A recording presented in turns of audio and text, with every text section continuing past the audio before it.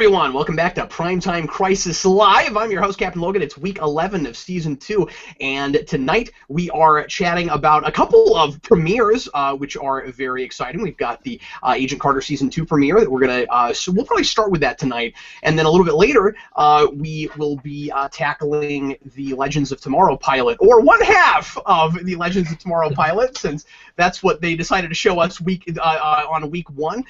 First of all, let me go ahead and introduce my illustrious panel. Look, it's the Real Manos! Hey everybody, how's it going? And tingling for fun, it's...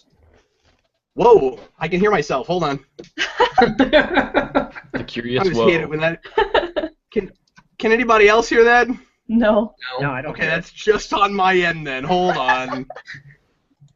Okay, I'm good.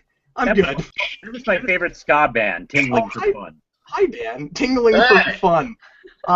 Tingling for fun. It's Steve Baxi. Hello. And doing me the favor of showing up even later than I did tonight, it's Dan Torrey. Yeah, I thought I was waiting on you actually. I thought you were going to tell us when you were joining, but I just came in to see if everyone was here. Oh no, I went ahead and sent you the link and just turned my stuff off so nobody would see me. Oh, okay. While I was finishing things up. That's the whole reason I sent you the link early.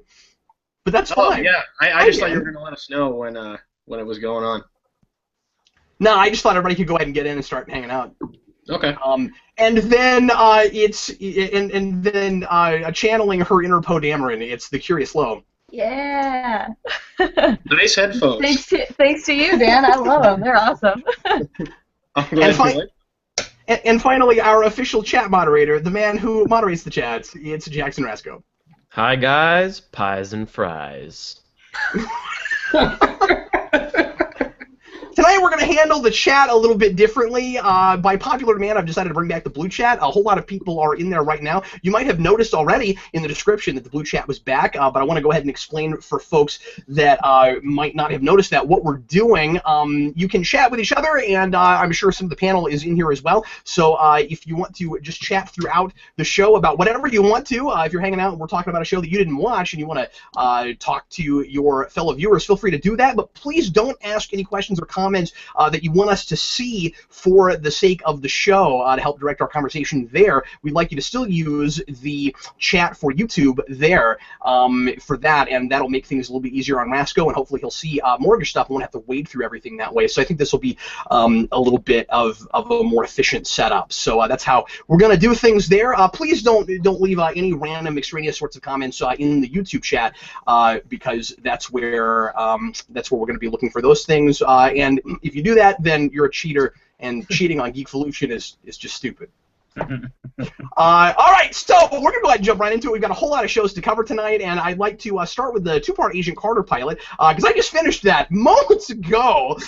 So let's go ahead and start there. I had a lot of stuff going on today, and I just got finished watching everything. So anyway, the Agent Carter Season 2 premiere, first of all, this was a show I wasn't even sure for a while if we were going to get more of, and am so excited that we are, and the way we're handling this, it is an absolute treat to get something of this caliber and quality in between the mid-season finale and mid-season premiere of Agents of S.H.I.E.L.D. and then feels bittersweet because then you get an Agents of S.H.I.E.L.D. and it's just not nearly as good and still feels like in a lot of ways what that show ought to be. I'm going to do my very best not to just keep repeating things I said from last season, but boy, the show is still really fun. But I got to say, more relationship-driven this time than I thought it would, than we had last year and than I ever thought it would be. But man, some of these other shows really should be taking a cue for this one as to how to do TV relationship drama, I think. Also really excited about going to LA, but still keeping our foot in New York, not taking the entire operation and moving it to another place. That's being handled incredibly deftly, and I'm excited about the whole thing. It's really cool. They also got me with the red hat at the beginning. I sure thought that was her. They surprised me, just like I'm sure they surprised a whole lot of other people, and bank robberies are always fun. So anyway, let's start more of the conversation with Manos. I'm always curious to know how Manos feels about this show. Go ahead. I really enjoyed this. I totally agree with what you were just saying. I thought it built effectively on the previous season. One of the things I like about this show, as compared to Agents of S.H.I.E.L.D., is you really get the sense of it's telling its own story, and it connects fairly well with the Marvel Cinematic Universe without feeling like it's straining itself. And it did that last season just perfectly, and the first 2 episodes seem to have done that as well. I no complaints about the acting. All the acting is just fantastic. Starting of course with Haley Atwell and her whole cast of supporting characters are just wonderful. And I agree. I like the fact that it's split. It's not like some cheesy, let's take the whole cast, even if they wouldn't work in L.A. Because it was like, oh, please don't take the waitress to Los Angeles. Well, you'd have to uproot all the agents and stuff, right? I mean, the only way that would work, I guess, is if they're they would have to have blown up the agency last year, I think. Yeah. It seemed really natural to me. I also liked the fact that we still have that through line of how prejudice of the time affects the plot. In last season, it was very strong in the way it kind of motivated Agent Carter in order to go around her bosses in order to investigate and save the day. This time around, it seems to be affecting the motivations mostly of supporting characters like the villainous Frost and our scientist character whose name I don't remember. Wilkes. Yeah, Wilkes. Who would have never worked with these people or would have quit if they weren't the only people that gave him a chance. And of course we get a minor notification on some of Frost's motivations. And they're kind of dealing with the time. She's only as successful and popular as long as she can keep her youth and keep her attractiveness. And she's kind of thinking about what other kind of power I can have. What's more available to me than just working off my looks. And of course, geez, God, we get to meet Jarvis's wife in this, and I really enjoyed their marriage and the characters and how they interact with each other. God, this so two episodes in, this is really flawless. Let's hear from TheCuriousLo. I really liked it. I think it's just as strong as it was last season. Just kind of piggybacking off of what Manos was saying. I wasn't super into the second episode as much as I was the first. I'm not really sure why it was, but it just wasn't grabbing my attention as much as the first one was. I really liked the fact that it went a little bit more, I don't want to say fantasy because it wasn't fantasy, but it was just a little bit more ridiculous in the plot line with the fact that the body was glowing and the ice and all that stuff. And I actually thought that was really fun to kind of get to see Peggy in that sort of a universe because often her storylines are very grounded. So that was kind of cool. I have a weird phobia of flamingos, so I think that also might have affected me just a tiny bit. Because I really, oh my God, I hate flamingos. It's a big running joke with my friends, and they send me pictures of flamingos all the time. But I don't know. It bothered me that there was a flamingo in the episode. But yeah, I liked it. I think it's a good start to a second season. I think it's cool that they're introducing the zero matter and how that will sort of affect, again, what was an extremely grounded show to sort of go into a little bit more sci-fi than we've necessarily seen. So it'll be cool. I'm looking forward to the rest of the season. I just love that that's how over the top Stark is, that he's got a real lawn flamingo walking around in California.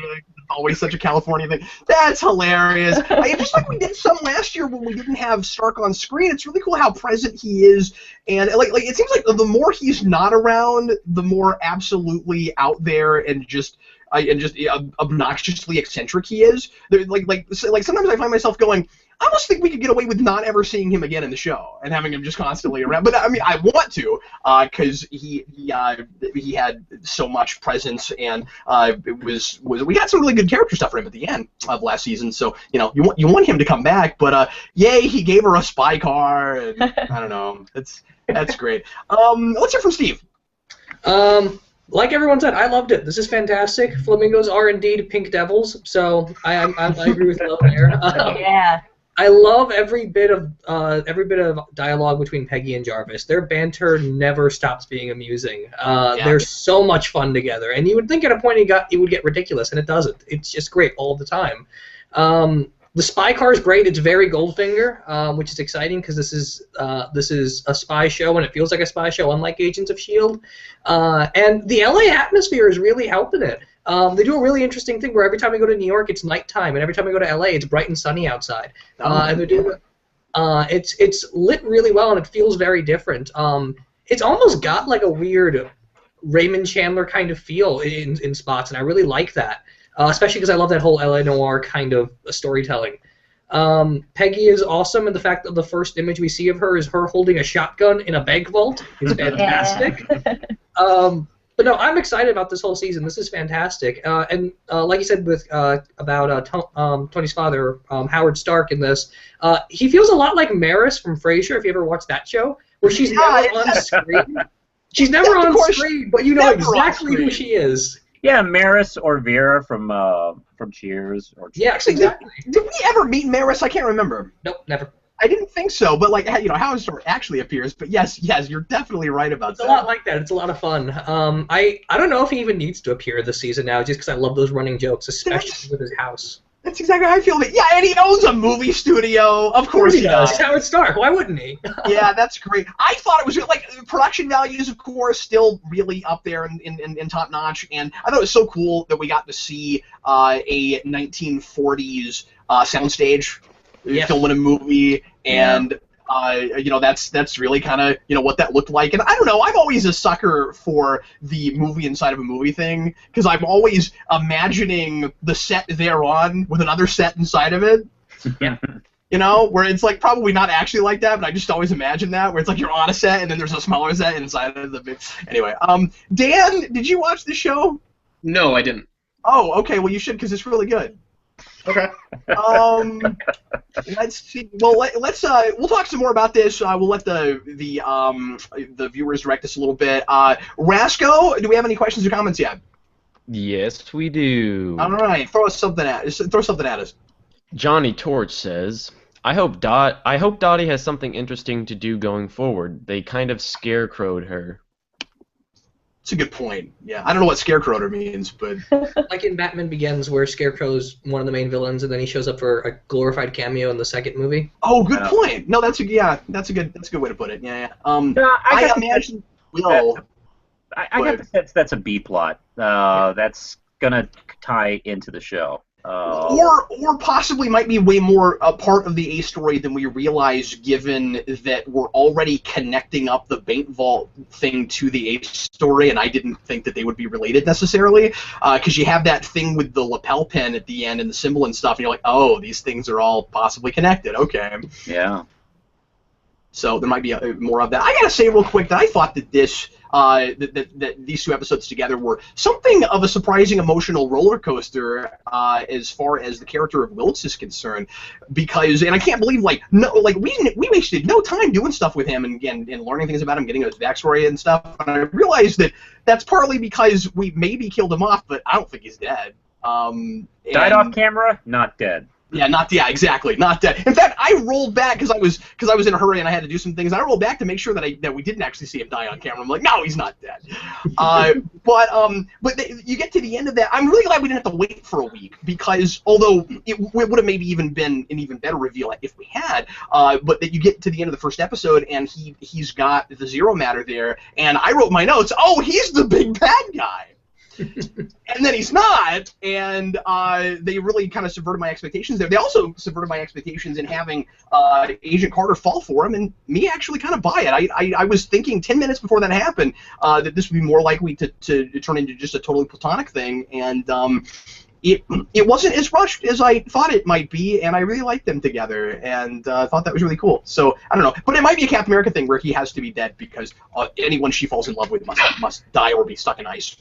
And also we have Body in Ice, and there can't be a single person watching this that knows anything about Marvel that wasn't immediately thinking, oh, Person in Ice, because it's a Captain America sequel. Especially because it aired after a Captain America special. Oh, it did? Okay. It did, yeah. The 75th anniversary special, which was pretty cool, by the way, if you haven't seen it. Oh, I didn't see that. I'll have to make sure and watch that. possibly do a video on it.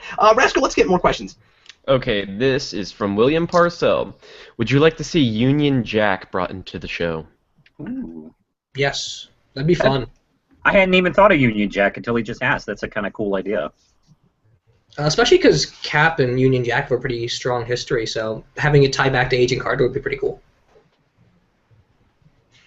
This show, obviously, because it doesn't have to worry too much about being tied to things that happen later, seems like it has a better chance at getting to use characters people have heard of than Agents of S.H.I.E.L.D. gets to, and put things in the past that they just know they're never going to use, or that make more sense in the past that you couldn't really do a lot with right now anyway. I'm gonna disagree slightly with something Lo said earlier, which is that the show was more grounded and now it's more over the top. I think there was kind of a good build there.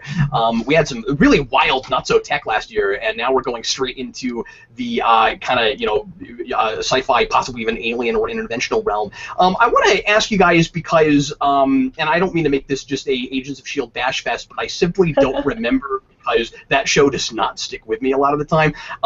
Is the Zero Matter the one of the elements that we saw in Agents of S.H.I.E.L.D.? Because it sure looks a lot like one. It looked like the thing that they stole from the party in season 1, was it? Yeah, real early on, where it's in that back room and it's swirling around like that all the time. Yeah. And I thought maybe that's how they were linking it up this time, because last year there were some slightly Agents of S.H.I.E.L.D. connections, and I thought that maybe that's how they were connecting them this time, was with that and introducing a thing we had seen later. But I don't know if I'm right about that. So people that know better than I do, tell Rasco. I want to know if I'm right about that. I assume that's what it was. It crossed my mind, but I never looked it up. So, yeah, chat people, tell us. I don't think they ever called it Zero Man, because I feel like that I would have remembered. But yeah.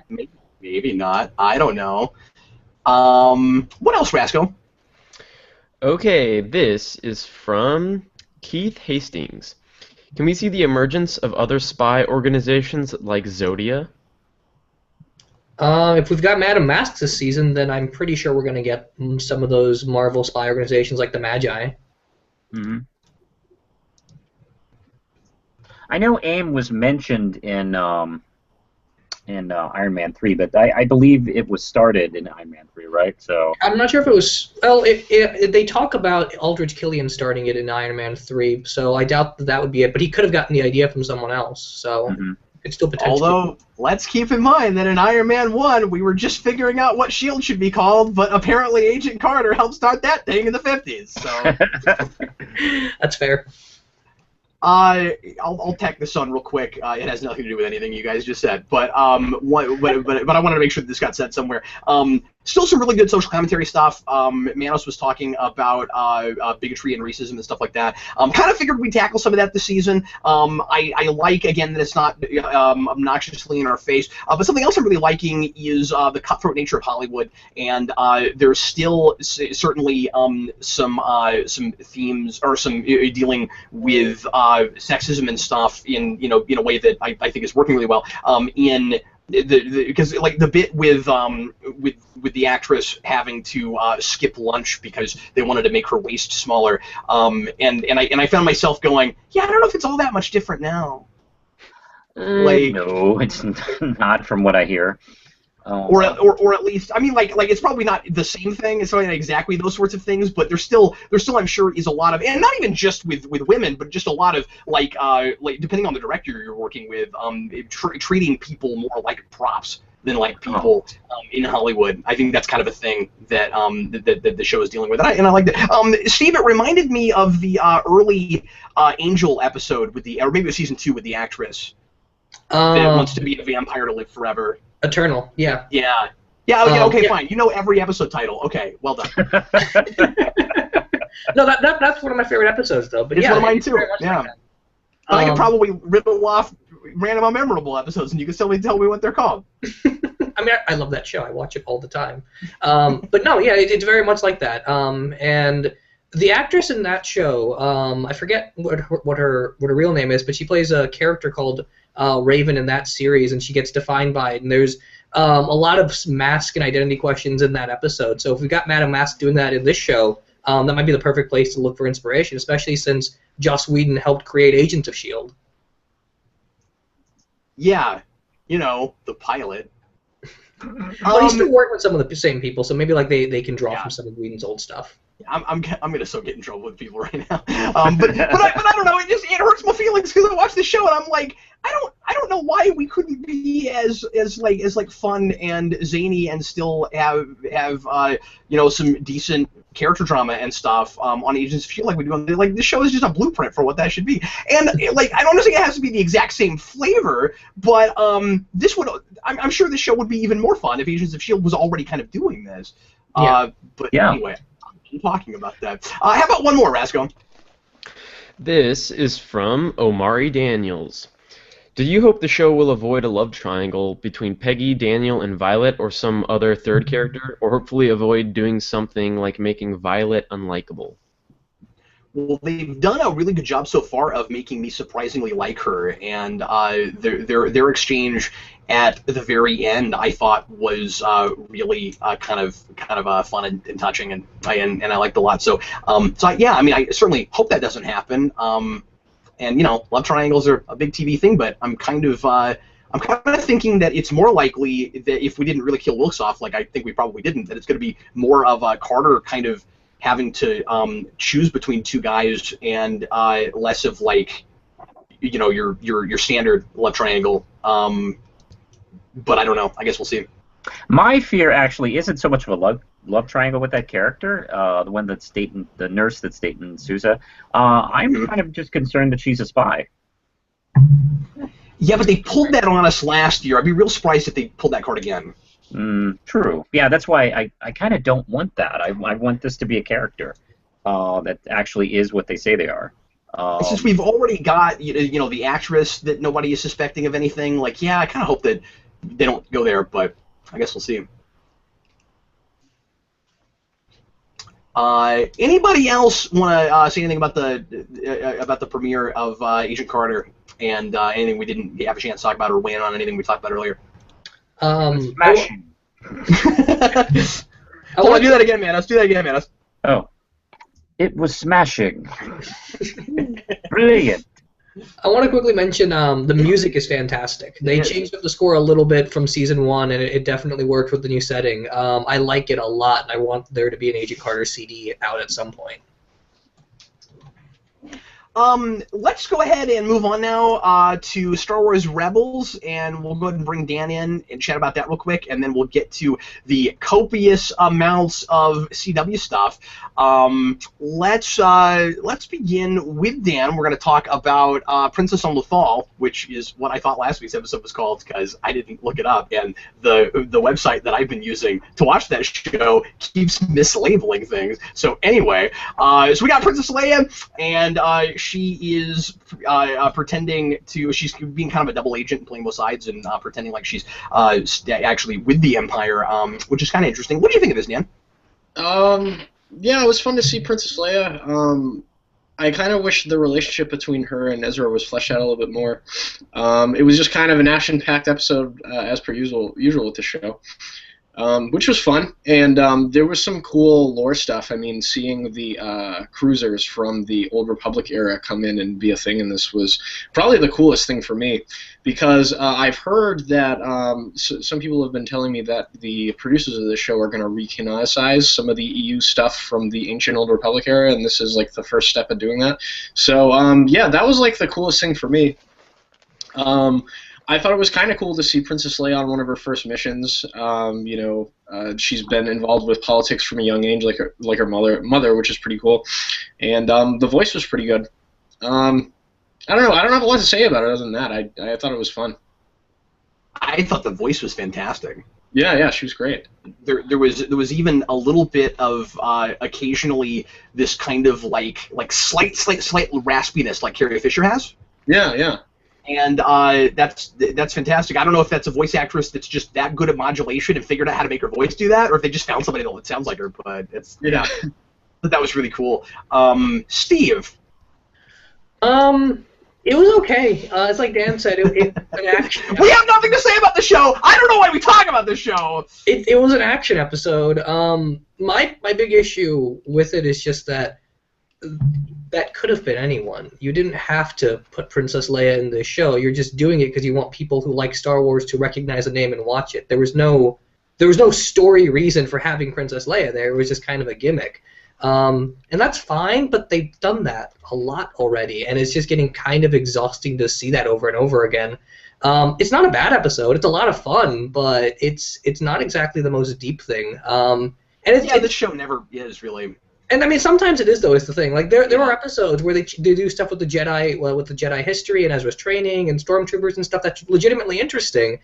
And then they just back away and turn it into something for like 6-year-olds, and that's fine. But just be consistent with it. You know, give me a little bit more than just it's Princess Leia because we like Princess Leia. Especially since it opens with we're gonna terminate this guy. Yeah, really. We don't talk nearly enough about stormtroopers executing and murdering people. And the first episode where what's his name? Where one of the Empire guys just kicks a dude off a bridge and he dies. And that's supposed to be a joke. Well, and there was talk about taking out like entire swaths of people in a village early on. Exactly. I mean, the show's done that stuff before. I mean, and we just don't get nearly enough. But just be consistent about it. Yeah, exactly. And you just don't get nearly enough of a sense of how scary the Empire is, I think, a lot of the time. But then this one brought that back a little bit. So yeah, no, I'm with you. Be consistent. Steve, I wanna withhold judgment a little bit about how pointless her being there was, because if it was, now I don't know if this is going to be the case, but if it was just kind of establishing her in this show, planning on bringing her back again later, it wasn't a bad introduction. I like it is. I think less of this could have been anybody, and it's even more of this could or like. This is more like a gap-filling thing. Like you're right, we're not really telling a whole lot of story. It's more just, okay, where was she and what was she doing in this period? I think the double agent thing is really cool. I wouldn't have necessarily immediately assumed that that's what she would have been doing during this period. But it got a little old. It kind of kept to me just looking like kind of a fun gag they were playing, where like every now and again a stormtrooper will look over at her and she's like, "Oh, I have to not let anybody know that I'm that I'm a double agent. So somebody hit me with a blaster real quick." So. But I do think that there's potential for doing more stuff with it later. Yeah, I think there's potential. It's just a matter of like when they'll bring her back or if they'll bring her back. Like the same things happened with Lando. Lando's cameo was fun, but it didn't have to be there. And we saw Darth Vader all over once or twice now, and hopefully he does more with the second season, considering that trailer we got. But I don't know. I kind of doubt that they're going to bring Leia back. I watched a bunch of interviews with the producers, and they said that they plan on doing more with her. So I think we'll see her relatively soon. Okay, I hope so. Rasco, how about some questions or comments here? Okay, well, we kind of just talked about this, but this is from William Parcell. How much Leia do you expect to see in the future? I think Leia has the most story to tell out of any of the three characters of the original trilogy cast at this point in time. I mean, we're getting some sort of stuff in the Star Wars comics when Luke's really young now, apparently. I watched a cast review of it, and there's some like stuff with Obi-Wan and Luke when Luke is really young. And we are going to get a young Han Solo movie, I would assume, around maybe this time period, maybe a little bit later than this. We don't really know yet. So Leia's the one that has, where we don't have a gap filler for that. So I hope that this show is the one that gets to do that and can do some cool things with her, because Leia's awesome. You know what would be crazy, Dan? If we cast a live-action Ezra Bridger and gave him a cameo in that movie. Oh, gosh.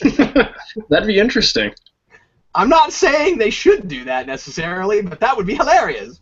Yeah, it would. Find a kid that looks a lot like that guy. So basically, find a kid that sort of looks like Aladdin. Like maybe you could cast Freddie Prinze Jr. in a movie as Kanan. That'd be pretty cool. Yeah, that'd be cool if he got to actually... Yeah, and because, of course, he probably looks... Well, I was going to say he looks a little bit older than this, but I don't know if he does. Freddie Prinze Jr. doesn't seem to age. So... Yeah, and I think he's in pretty good shape for his age, too, so I think he could do it. He was on 24 a few years ago and doing all kinds of crazy action stuff, so... Although that was probably 6 or 7 years ago at this point. What else, Rasco? This is from Peter Parker. Why is Star Wars Rebels so boring? Well, that's the question I keep asking myself. Well, I'm enjoying a lot of things about it, but yeah. What do you think, Steve? Why is it boring? That is making an assumption about how everybody else feels about it. So first of all, do you think it's boring? The answer that Steve will give is yes. And secondly, why do you think that is? The answer I will give you is yes, it's definitely boring. I want a season 1 and 2 supercut, which is as long as, like, what, say 90 minutes of story.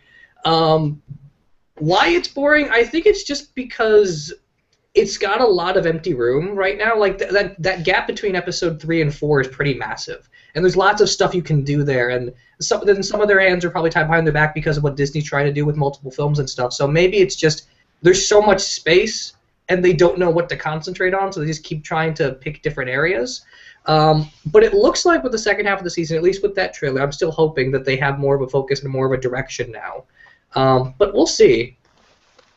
I just feel like we should just focus a lot more on the interpersonal interactions with these characters. You know, I mean, we got this kind of family or these people that have come together as sort of a family on a ship, and we don't have to spend all of our time gap bridging, even though we have a character whose last name is Bridger. We don't have to spend all our time doing trying to only sort of kind of do that, but just make it a lot more about the ship shooting and stuff. Like really flesh these people out, because they're still kind of 2.5-dimensional characters right now to me, most of them. Yeah, agree. Yeah, I'm with Steve. I think maybe the issue is that, and I guess I like the show a little bit more than he does. I at least enjoy watching it. I'm not bored when I'm watching it, but I do wish that there was a little bit more to it. I think it's an issue of, when you look at a lot of the other gap-filling things, like Clone Wars or some of the novels that have come out, there's kind of a set continuity that they have to work with.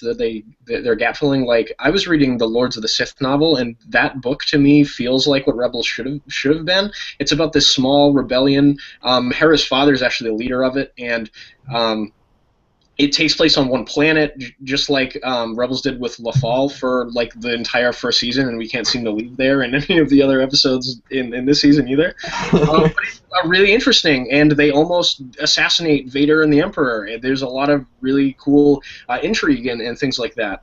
So I think it's just an issue of maybe Lucasfilm doesn't have everything hammered out because they're still working on the scripts for 8 and 9, and they don't want to be tied to the new continuity. They don't want to fuddle things up and have to retcon things. Plus, 8's getting a rewrite, so maybe they have plans set in stone that they might not be able to use anymore.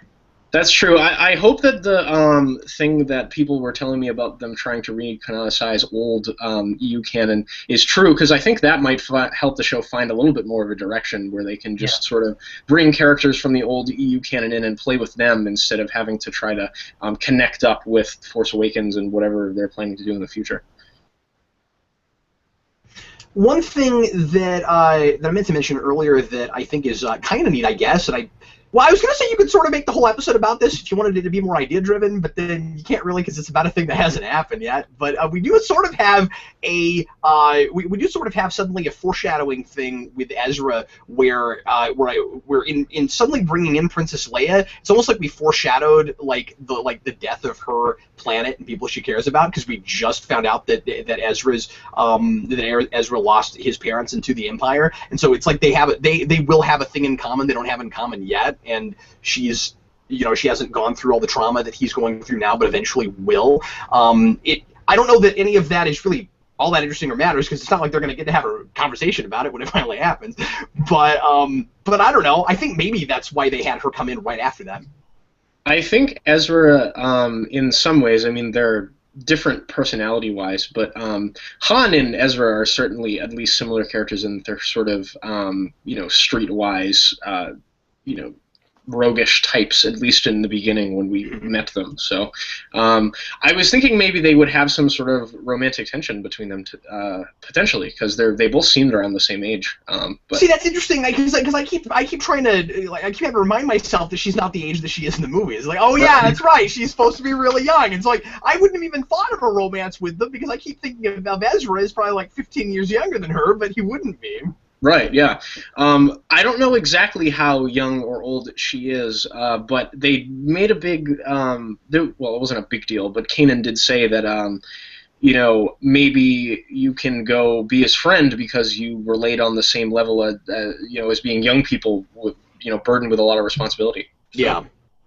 Yeah, so I mean, they do at least already have that kind of broad thing in common. But then I don't know that he has any more or less in common with her than Hera does, especially with what she'll be doing, a little bit later. Like I think like a Hera Leia adventure could be really interesting. That would be awesome. Hera, Sabine, Leia, put them all together. That'd be awesome. See, that sounds like a really cool. That is the Birds of Prey of Star Wars. I'd watch them. That'd be awesome. It's the Birds of Prey of Star Wars. Just get Gail Simone to write it. I'd watch it. Yes, absolutely. Yeah, but then it would be disturbing. Because Gail Simone likes to put people in the most horrifying. Go back and look at her New 52 Batgirl work. I had nightmares reading some of that stuff. I never thought I would say I had nightmares reading Batgirl. Oh my god. What she does with Joker during Death of the Family is like chilling insanity. Oh my god. Hey Rasco, one more question about Star Wars. Okay, this is from Starkiller 2099. Do you think Darth Maul will be prominently featured or not? Yeah, because everybody likes Darth Maul. Probably. Yeah. Or he'll get one episode, and then everybody will clamor for more, and then they'll bring him back. I would love it if Darth Maul was a villain for an entire season or something, because these Inquisitors seem to be replaceable and disposable people. I would like the Rebels have to sort of fight the dark side equivalent to them, because like Darth Maul is kind of underground and can't operate out in the open because he was replaced, and if Palpatine ever finds him, he's going to try to kill him and stuff like that. So it's kind of like Maul is the Sith rebellion to some degree. So I think it would be cool to have them go up against each other. You guys, I want to see this scene with Darth Maul, and I was sitting here thinking about this and thinking this would be absurd and silly and they never do it. Now that I'm thinking about it, I totally could see this. Darth Maul is fighting either the Inquisitors or for some reason fighting alongside them or whatever, and he's fighting with his double-sided lightsaber, right? And at some point, you can try a reason that he picks up one of the Inquisitors' lightsabers, and he presses that button and starts twirling around, and he goes, "That's a good idea." I would like it if he went, "This is way too easy," and then threw it aside. Okay, that's more of what he'd probably do, but that's a good idea. Okay, let's go ahead and move on to The Flash, shall we? We'll go ahead and talk about all the CW shows in the order in which they aired this week, and then we'll do Supergirl at the end. We're gonna start with The Flash. Like I said, Potential Energy is the episode in question, and I watched this a few days ago, and I'm racking my brain right now trying to remember what happened in it because I didn't really see it as the most memorable episode of The Flash that I've seen. Oh, this one was the turtle. Okay. Right, okay. Let's start with Dan and find out what Dan thought about this week's episode of The Flash. And the big thing, I guess, the biggest major thing we should talk about probably is the relationship stuff with Patty. Yeah, and then at the end the Eobard Thawne thing and the big Harrison Wells kills people. What do you think, Dan? I'm about 4 or 5 episodes behind on The Flash, so I haven't watched this one. Oh, so I just ruined everything for you. Sorry about that. But I'm here, so I expected it to be ruined. Well, Dan, you didn't turn off your microphone, and I assumed that meant you'd watch this episode, and I'm really sorry about that. No, I'm here, and I was going to listen to you guys talk about it, so I expected it. Honestly, I don't know that I'm missing very much, so go ahead. There's irritating relationship stuff with Patty, and she leaves at the end, and then Eobard Thawne, like in a time travel thing, is like the original one with his normal face is back, and then see, this is fun. I'll just explain everything to Dan. That'll be the show, and then we have this guy named the Turtle who like moves really slow or makes everybody else move slow, and that's like moving fast, but seems to be like the exact same power as moving really fast, but whatever. And that's what happens, Dan. And Harrison Wells kills people. So that seems in character. What did you? No, actually, what they did with Wells I liked a lot, actually. But what do you think, Lo? I liked it. It wasn't. It's forgettable for sure. I think I'm like the only person on the planet who likes Cisco. Why did they show up? Like, we're just like, I don't know what happened. Well, no, I know what happened. I watched it right before the show. It's forgettable. It's doing what all of the other CW shows are doing and just making relationship stuff fraught with nothingness, and I actually liked them together. I thought they were a kind of fun couple, and now they just need to throw a wrench in it because drama, and so that's kind of annoying that they feel the need to do that, because I felt like they were going towards a cool place that he was going to tell her, and I was excited to see how that would work, because I don't know. And Caitlin actually mentioned her husband and how hard it was for her to move on, which I thought was interesting, considering she has not mentioned him in like the entire season. That's reacting to criticism, I think. Yeah. I really do. Flash and Arrow do this all the time, where it's like, it feels like it's like making a YouTube video and then people leave comments, and then the next episode you like try to retcon it real fast. Like that's what it watches like. Yeah. So I didn't hate the episode overall. There were just like individual little scenes that I was a little bit like, can we not?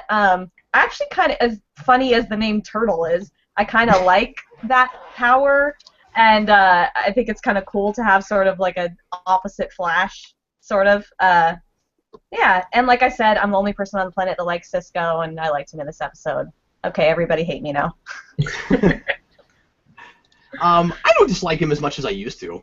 And I guess the nice, and I mean, like, and sometimes I actually legitimately like him. I guess the nice thing is he's a character that, like, started off, sort of irritating, was supposed to be like the big comic relief character, and I liked Felicity at the beginning, and now I don't, and there's nowhere for him to go but up, really, in my mind. So, Steve, what did you think of this episode, sir? It was an episode of The Flash, and it was called Potential Energy. Steve, you have never opened up a review more like Brown Coat Eric than you did just now. That is the most Eric thing. It was an episode, and it was in The Flash. And then the next thing he would do is he would go, yeah. I kind of was about to do that, too.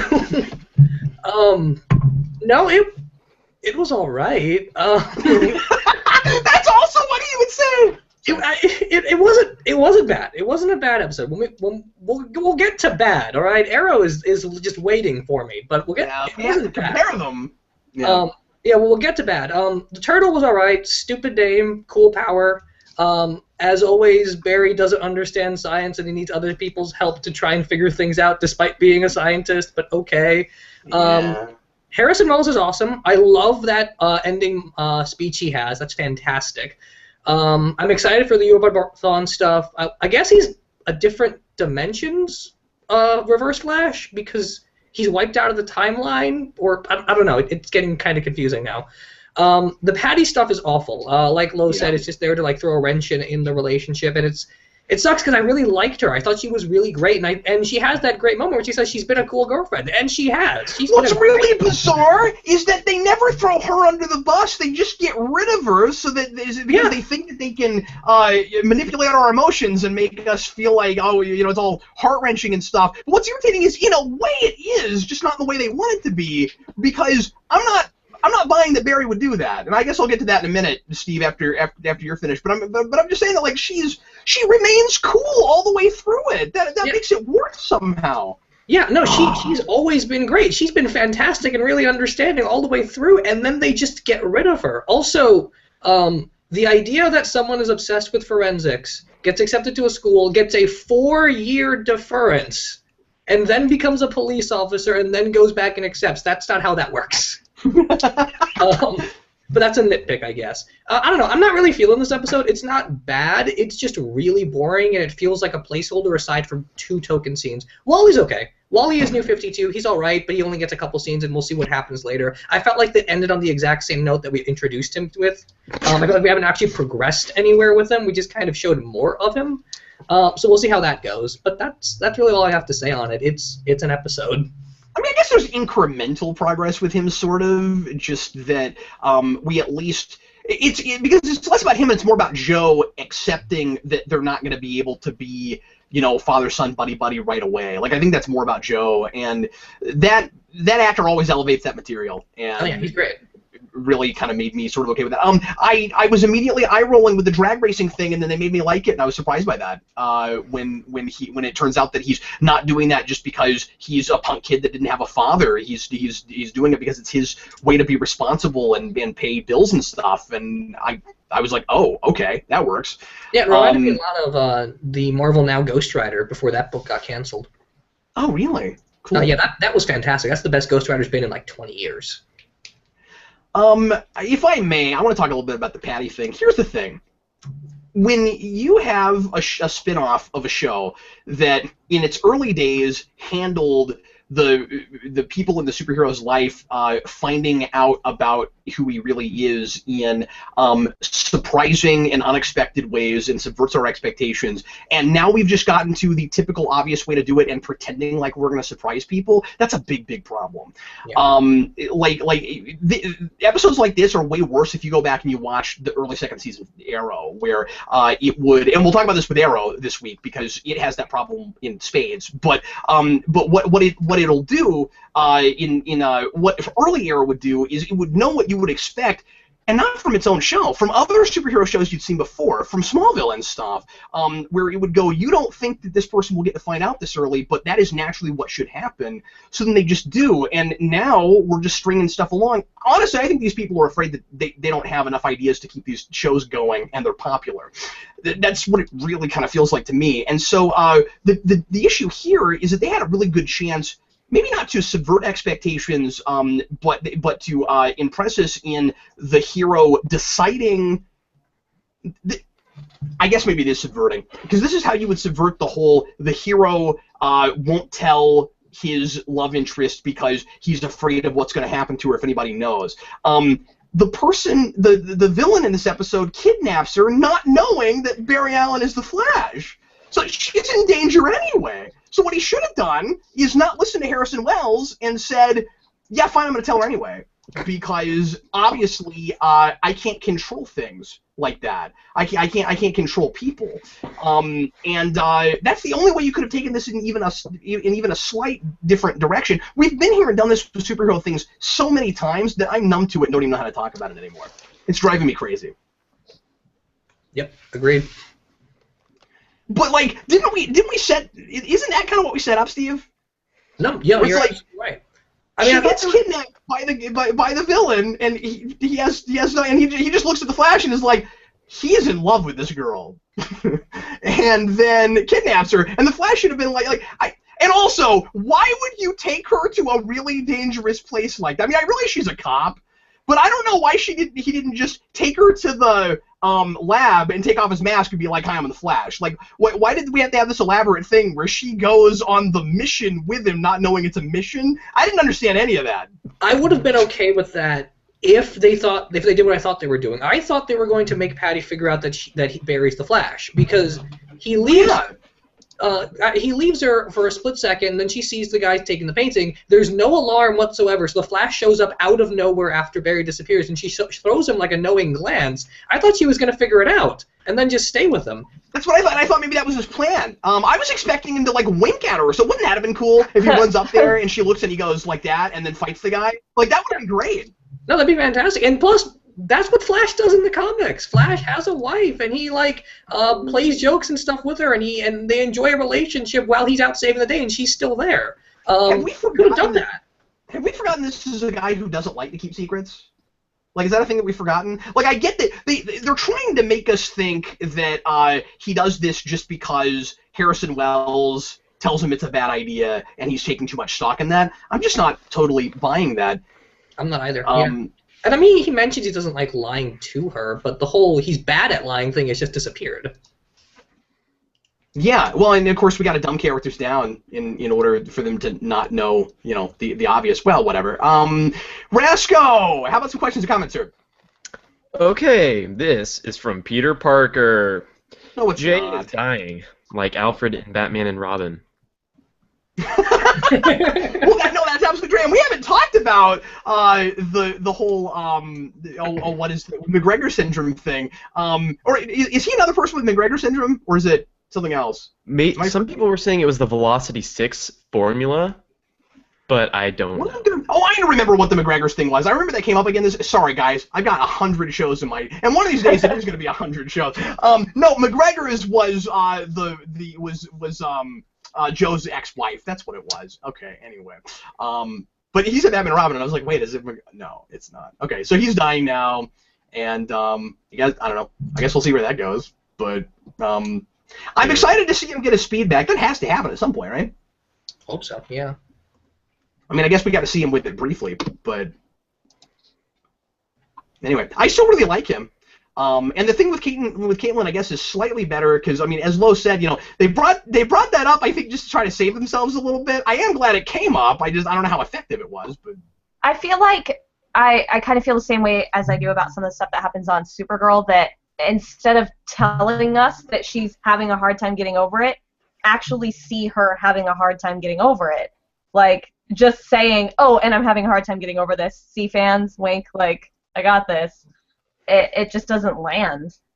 See, what we do in these shows is we have these characters, like in a scene, explaining things to each other, and we pretend like that's storytelling and like that's character progression. And you know, people do talk about their feelings in real life, but not to the extent that they do it in TV shows. I don't think, for the most part, where we're like, you know, you can talk about your feelings and then actually like have actions and do things. But these shows, it's more of kind of a token. Somebody's going to do one thing in a whole episode. The rest of the time, they're just going to tell the audience what they're supposed to feel about things. And the thing is that, like, her reacting that way to him telling her that he's dying would have been a lot more powerful had we seen, for this whole season, her dealing with that already. But right now, I'm like, why would he know that you were struggling with that? You weren't. You haven't mentioned him. Like, there's no reason to be mad at him for not telling you that he was dying. But see, Lo, if we did that, then it would be harder to have those two characters sort of have a love interest thing. But no, it wouldn't. But no, it wouldn't. But you could still do that, though, right? Because you can have them like in a scene, and it doesn't have to always just be standing around a computer console either. You'd have them go actually do something, or you could have them, you know, have some kind of scene where like all of them decide to go out to dinner together, or to a party or something after like a long, you know, they go get shawarma or whatever after like a long day of you know, fighting supervillains and fighting the turtle or whatever, right? And then you have and then you have them have like some really nice chemistry and banter together, and he starts to you know, jump the gun a little bit too far, and she's like you know, she makes it really clear that she finds him interesting, and maybe there's an attraction there, but they've got to take it slow or not at all right now because her husband died. I mean, like, why aren't we doing it like that? Yeah. By the way, way more interesting. Last week, when and people keep talking about this, last week when I called some of these shows mediocre television, this is what I'm talking about. Rasco, one more question about Flash, please. Okay, Keith Hastings asks, why was Wally mad at the dad for not knowing he was alive? Because he's a detective, Rasco, and he's supposed to be able to detect better than that. The metahuman. That's his ability. Yeah, what did you guys think of that? Was that did that seem like a kind of more forced, shallow drama? I hesitate to call it shallow. I guess we just have to wait and see because there's so little of that right now that I don't know. Like those kinds of relationships are on TV all the time, but it's also in real life a very complex thing. So you need more material before we can really dissect it, and that's partly why I didn't like the Wally stuff this time around, because it didn't feel like it was adding much of anything to either side. Oh, so you're saying he could be just lashing out, and it might not be that he's actually angry at him for doing that, but he's that's what Creed's about. I mean, and if you just saw that one snippet of a scene, then you would think that he's being immature, but he's not, and so you just have to wait and see what happens.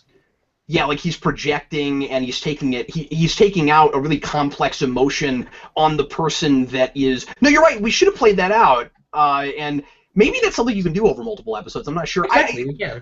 Are you not seeing maybe a little bit of an attempt, and I don't know if they're doing this on purpose, of a parallel relationship thing between what they're doing with those two and what they're doing with Diggle and his brother over on Arrow? Because that's a thing that they're spreading out over a number of episodes as well. Oh yeah, that's true. I didn't think of that, but yeah, it's not the same relationship at all. But it's but it's two family members that haven't been in one case they haven't ever known each other, but in another case haven't been together in a long time and don't understand each other and don't know who each other are, and blame each other for things, or at least one the other. So I don't know. I mean, there's maybe a subtly something going on there. When you're running this many shows at the same time, I imagine some of those ideas start to get multiplied. So maybe they're not doing it on purpose, but it's still happening. Yeah.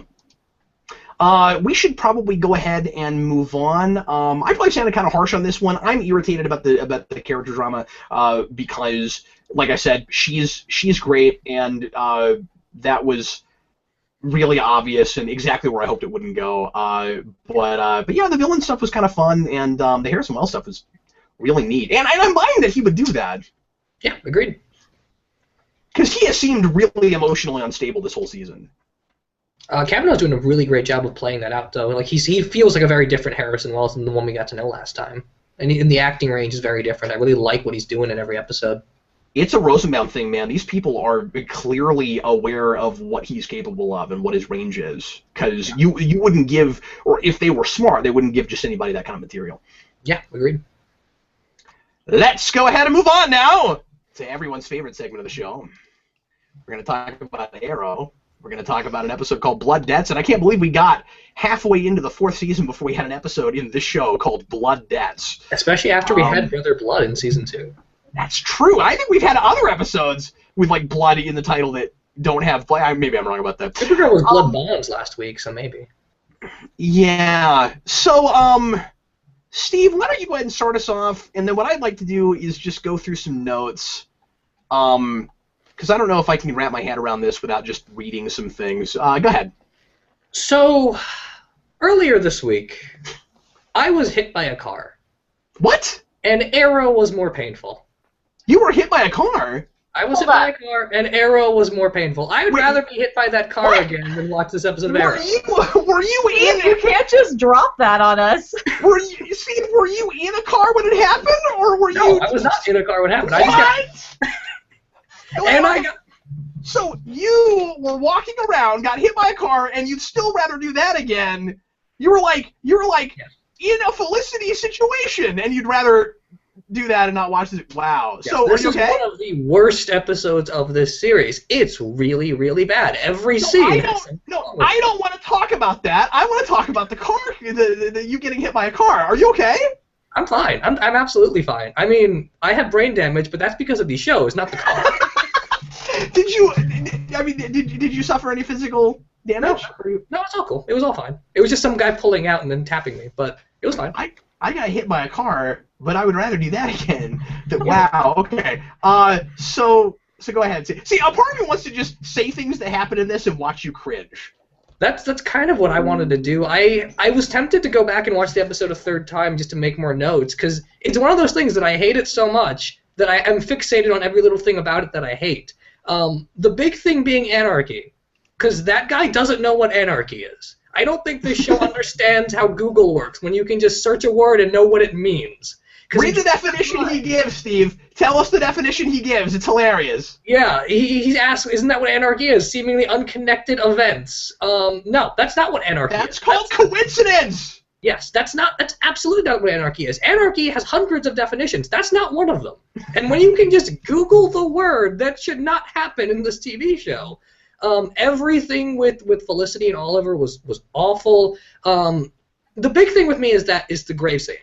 The whole spreading across this mystery of who's in the tomb, that's not good storytelling. That's wasting your time and baiting the viewer until they come back next week. It's intellectually insulting before it's anything else.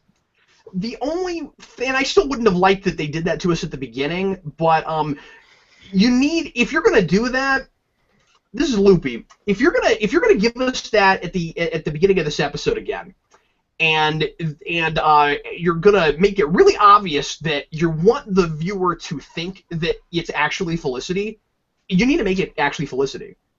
Yeah, I think. Yeah. Like the only way to surprise us is to do the thing that you're pretending like is not the surprise. Yeah. Right? Like that would be the only way to shock anybody, and even still, storytelling's not about shocking people. I mean, like really cool surprises, like you'd never see that, coming. You would never see. That's great when it comes from like natural storytelling, but not when it's just gimmicks and just teasing people. We're just teasing people. Stop that.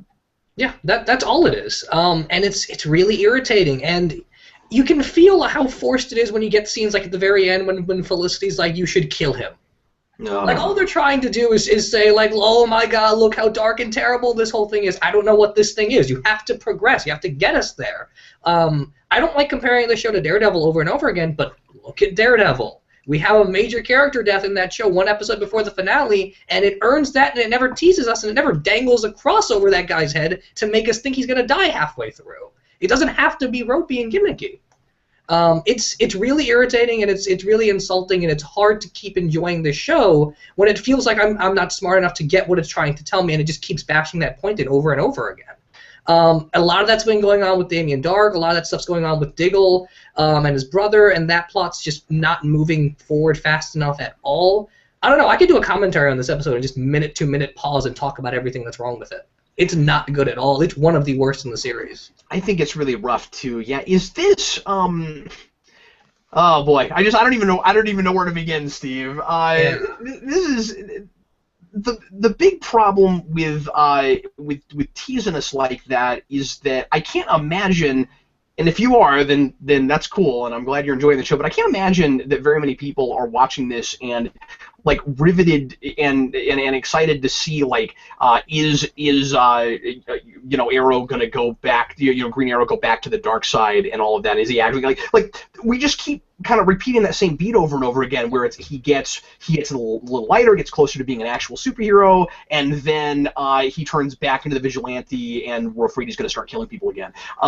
The fact that we never had him have to pay in any way whatsoever for all the people he murdered kind of makes all of that. It kind of deflates any potential for good drama with that, I think, Steve. Yeah, and I mean, the show loves to do that kind of thing. When we talk about the Constantine episode, where magic had no cost whatsoever, they could just do whatever they want.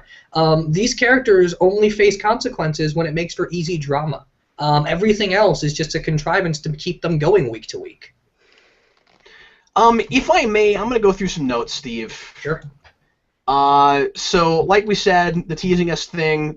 I wrote before I knew the ending. I'm positive that's not Felicity in the grave, and then it's obviously.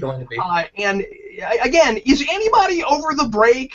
Was anybody like, oh man, maybe she's actually dead? Like Manos said earlier, we never actually kill people like that. And if we did, it would be almost refreshing in a way. And then why do we have to immediately have Felicity at her most irritating when we find out that she's still alive and we go into that room? Like, the last thing on earth I want to see when you're telling me that this character that I really don't like anymore and would actually kind of love to see written out somehow. Yes. Is her freaking mom, who I cannot stand. Yeah, I can't stand her either. And then the other thing is that she's going to be in a wheelchair now, and they handle that with absolutely no grace or intelligence or uniqueness whatsoever. Yeah, clearly they're turning her into Oracle, and that's the only reason they did this. Yep. And they said they officially confirmed that they're not doing that, but that's what they're doing. There's no other way to spin it. That's literally what they're doing. Is it going to be like Lazarus Pit, where it's like, well, we're not doing it right now, but then a few episodes later, she'll get paralyzed again, and now that's what we're doing? I have no idea. It's weird and it's irritating. I've got a couple friends that are in wheelchairs, and I showed them this episode, and they were pretty insulted by it. So. Oh wow, really? Yeah, I mean, like, it's just one of those episodes that generates more anger than anything else. 5 minutes in, Andy Diggle. Because Andy Diggle is a character in the show. Andy Diggle says, admittedly, in a scene completely out of context, "Aren't you tired of this?" And I wrote, "Yes, I am." Yep. Man. The one positive thing I'll say is at the very end, and I'm not, and understand, I'm not liking the stuff with Andy really, but they made me like it better than I had. The thing with the cards at the end was kind of touching, I guess, if there's any caring about those brothers at all together. That was kind of a neat move, I guess. But I'm not really invested in that whole relationship. I'm not invested either, but it's okay. It's a nice move, I guess. We'll see what happens if he becomes a character later. The one nice thing I'll say is that for Arrow, the action is still good. It's still really fun to just see Oliver and Arsenal and Speedy run around and beat people up. It's always shot really uniquely. It does that thing with TV shows where we have to overly train the bad guy who should not be able to fight these guys just for the sake of extended action scenes. Because there's no way Anarchy holds his own against those guys. I just wish we'd stop pretending. I just wish we'd stop pretending like there was more story depth than there is, because this show doesn't have to be a whole lot more than that if it doesn't want to, right? Like, no, just be dumb action. I'll be happy with dumb action. I like Pacific Rim. And the thing is, the producers at the beginning of the season kind of said that's what it was going to be. Not straight that, but they said, we're going to have a lighter tone this season, and they made a big deal out of it. And honestly, I thought they'd go too far in that direction. And now it seems like they're overcompensating for Flash and Legends, and this has to be the really dark thing again. And again, you could go there, but I just feel very yo-yoed. I mean, that he's probably not going to kill people, and even if it does, there won't be really any consequences for it. It'd be great if Season 5 was just Oliver Queen finally saying, yes, put me in prison, I keep killing people, and I should probably stop doing them, and then it was just him in prison the entire season. And now he's probably going to be mayor of Starling City, so, I mean, I hate that contradictory image of, you just elected a mass murderer. Good job. Yeah, I don't know, that's rough. I was loving him, and I'm not saying that he's suddenly, totally out of character or anything. I don't guess. I don't know how I feel about him right now, really. But I'm okay with where he is. I'm okay with him wanting to kill Dark. I think that's fine. I think the issue is just that's a beat we've seen too often, like you said earlier. Well, and of course, Dark's whole plan is that way too, and we talked about that, and I couldn't believe that somebody in this episode actually said, yeah, we've been through this already with Malcolm Merlin. It's like, that's what Steve keeps saying. Yeah, I mean, we do this every season. It's not that... And if you want to do that, if you want to just do an action show that repeats the same beat every season, do that. You can do that. You can make that entertaining. Just know that that's what you're doing. I don't care about this guy Thea is falling in love with. Just stop padding the episode out with that. I don't care. Yeah. Nope, I don't care either. He's also very bad at his job because he keeps giving horrible advice. Dan can attest to that. Dan studies politics. That's hilarious. Steve, I'm gonna make a wager with you, man. I will bet you $50 that the person in the grave is Diggle. Oh yeah, I can see that. You think? I think it's Diggle, because I can see that. Yeah, I think so. Honestly, if I were this show right now, if the people just love Felicity too much and you had to keep her around, I would make it Diggle, because there's nothing left to do with that character after you brought his brother back and after it looks like they're going to have them reconcile. And then you could even get him back by doing the Legends of Tomorrow thing and just have him time travel and be a different version of Diggle, so you could kill him and keep him around if they wanted to. See, now that we have 100 different ways to bring characters back, isn't this the last time ever that you would want, the last time of the series, that you would want to have a whole season that's who's gonna die? Yeah, agreed. It's really bizarre, especially after you just did Lazarus Pit. I do sort of like. I wish this was all more compelling, but I do kind of like the irony of Felicity being the one who gets paralyzed when she's the only one of them that doesn't go in the field. Yeah, I also like that she's the one that she's the one that wanted to come back and work with Team Arrow, and she's the only one that faces any consequences for that. Again, not compelling at all, but interesting parallels. Let's get a couple questions from Rasco. We've been at this for a while, and I'm spinning my wheels. Go ahead. Okay, this is from Johnny Torch.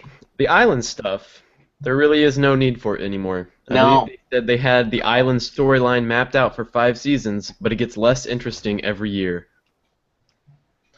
Back when this show first started, back when Eric and Cap were doing weekly Arrow discussions, I always had this idea in my head that if the show kept being good, I wanted to see a supercut of all the Ireland stuff in chronological order. And now I don't care at all, because it's the same thing over and over and over and over again. And it's probably my imagination, but it feels like we're getting more island stuff as I don't care, but that's probably just because it slows everything down and I'm really bored with it. And isn't it weird that in a show where you have two concurrent stories running from different time periods at the same time in your episode that we're still having to pad out this much present-day stuff, right? Like, that's really weird in my brain because, you know, I used to, like, back when Lost was on and I was watching that all the time, I always thought it must be really hard to write your present-day story and have enough time in an episode to do everything you want to do when you're using a bunch of your real estate to also do flashbacks. And this show feels like you're watching two really long, boring 45-minute shows can press together. It's not bad, but... And to Lost credit, because I just started watching that, because I know you and Lo both love it, I started watching that, and to Lost credit, the best thing about that show when doing the flashbacks is that they understand how to thematically and technically integrate them in. There's always great sound cues, there's always great moments of dialogue, there's always a purpose and a storyboarded design behind the flashbacks. With Arrow, it's arbitrary. They just show up randomly in the episode, whether they have anything to do with what we're seeing or not. Yeah, and much of the time in that show, it feels like the flashbacks are informing that character, and you kind of need it in order to really appreciate what they're doing. Exactly. That's the whole point of it. And I was obviously comparing this format at the very beginning to Lost, and they really don't know what they're. And now they're just doing it because they're stuck with it. I don't think anybody's excited about the flashback stuff. I'm imagining people in the actors in the flashbacks rolling their eyes having to make them. Yeah. Yeah, I mean, I'm sure they want to drop them at some point, so we'll see what that happens, because there's only 5 years of Island material, and we're coming up on year 5. I'm having a hard time imagining the show past a 5th season, because I feel like it's played out already, and I really hate to say that. I'm not saying you couldn't still tell some good stories with it, but we talked a lot about how, you know, 3rd season felt like we jumped the shark to the point where there was really no salvaging it, and 4 surprised me at the beginning, but... Yeah. Boy, I feel like we might be on our way to just what we had with season 3, which is like it's weird and rocky, but it has a chance at being okay, or at least staying the way it was, and then it just gets unbearable again. I hope not, but yeah, I hope not either, because I want to keep watching it, but we'll see. Oh no, you're gonna keep watching it, Steve. Rasco, how about one more question, man? This is from Red Leader Antilles. Did you guys hate that they kept saying the Felicity is better than all of them? It's pathetic. Yes I do, because she got really shallow at one point, and it feels like they're just telling me what I'm supposed to think about this character, Steve. Yep, that's basically what it is. I still kind of like the actress, but she's not given anything to work with anymore. Like, even Diggle, even though he's got nothing to do, I still like that actor a lot, and I can still see him having fun with it. I don't think Felicity cares anymore either. I'm gonna start saying that every time somebody doesn't make it on the show. Like, when I have to replace someone and be like, well, we're gonna go ahead and do this show, but it's gonna be rocky because TheCuriousLo is better than all of us.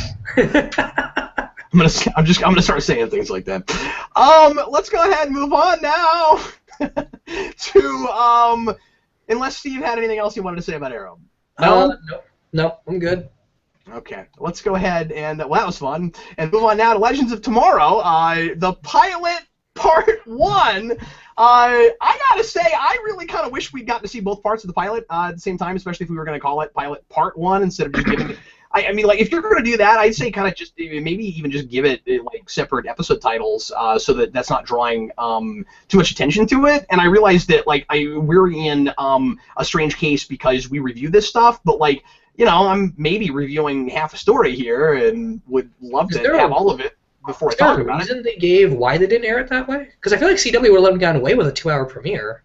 I think it would have been really smart to do a 2-hour premiere. The only thing I can think is the same thing, so I don't know why they wouldn't do that.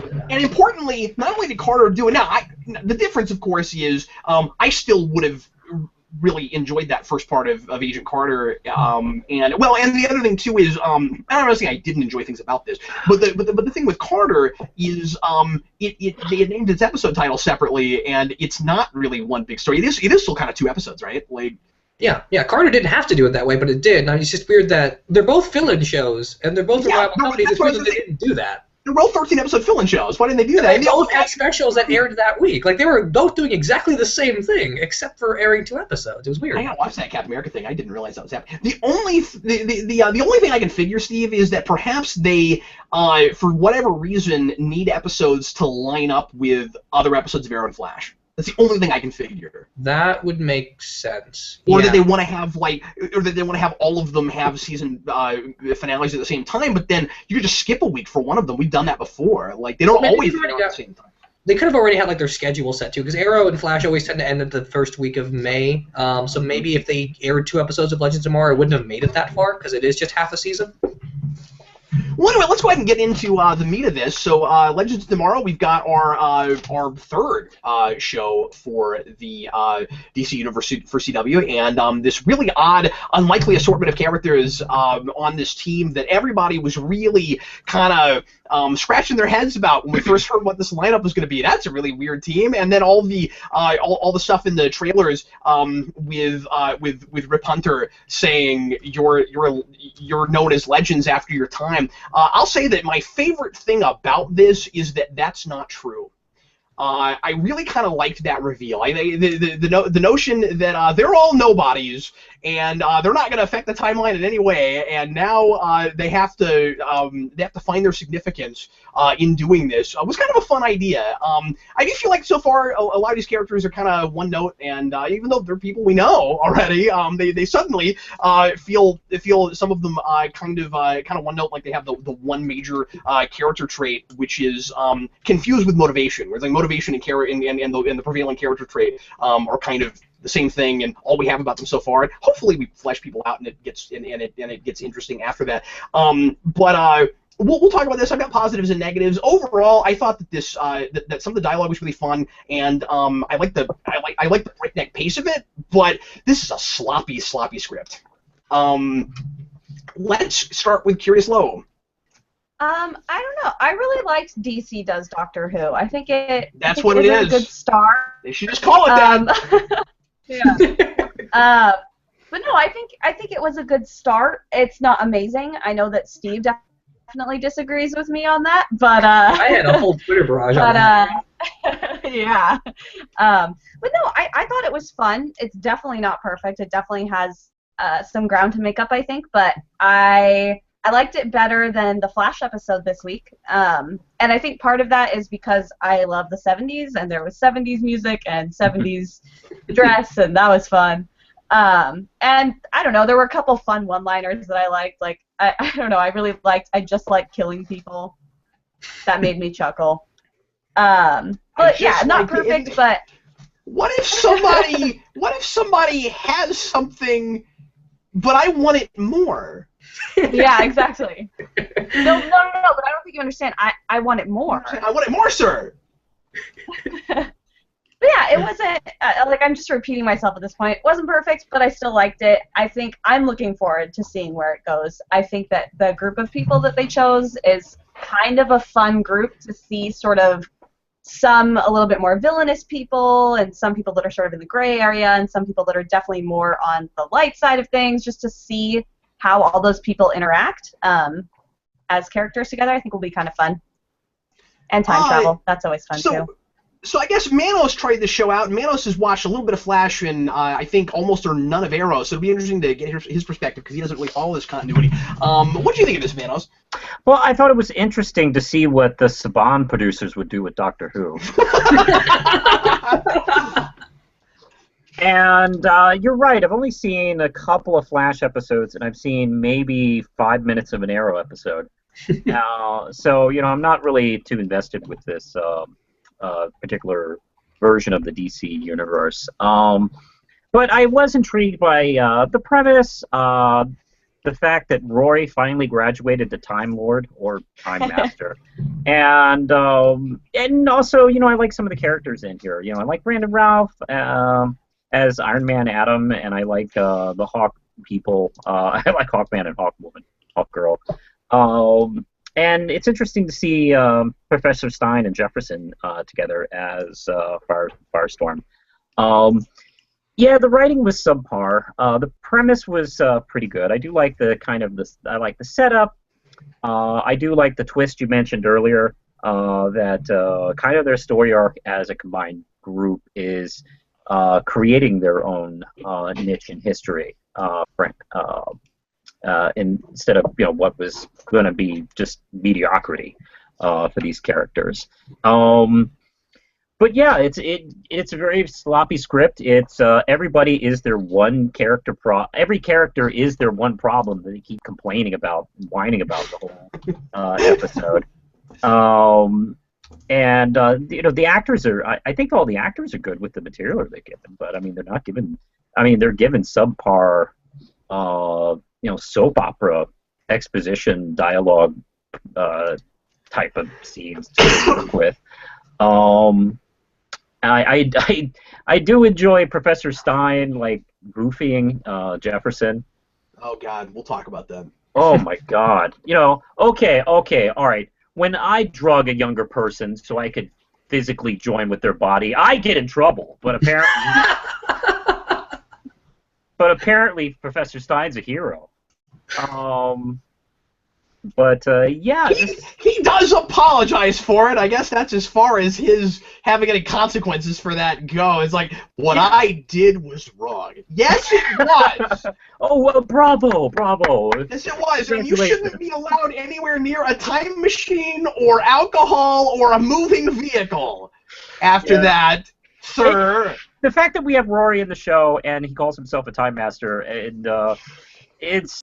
man, the comparisons to Doctor Who is a little troubling, and he's traveling in a spaceship that can holographically transform itself into anything camouflagey. And we were watching that, and I leaned over to Lindsay. It's like, unfortunately, all he can do is make it into a police box, and. Did you guys notice? Oh, I'm sorry. Go ahead. Oh, no. I do enjoy the fact that we went to the 70s, even though all we did was visit apparently a 70s theme bar at Disney. But totally the 70s. And, hey, groovy.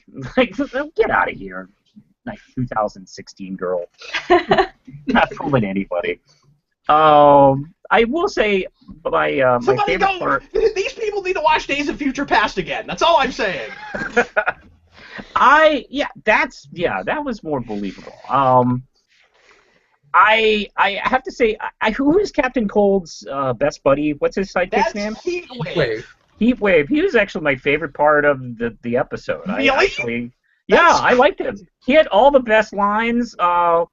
His character wasn't annoying, and I rather enjoyed him throughout everything he said and did. I rather enjoyed. See, that's hilarious because what's great about him is that he's the one of them that matters the least. Like, he's the easiest person to kill off, right?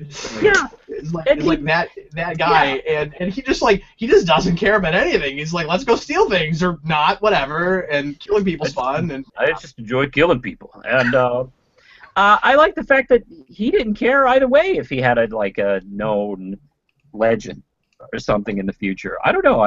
He was the most. This murderer was the most likable guy in the particular episode. It's decent. I may give it another episode. I may watch another episode. But it's okay writing. That's the biggest problem. The show looked good. I like all the actors, but boy, it was a weak script. Manos, you mentioned the time ship, and we'll go to Steve here in a minute, but I just have to mention this because I don't know where else I'll say it. Did you guys notice, unless I'm missing something, that Hunter... No, I'm not missing. This happened, I'm pretty sure. That Hunter basically got a couple of people killed just for the sake of a dramatic moment? Where, the spaceship is cloaked, and he uncloaks it so that our characters and us can be wowed by this amazing ship, and then he takes off with it not cloaked, and we know that it can cloak while it's moving because we see it do it.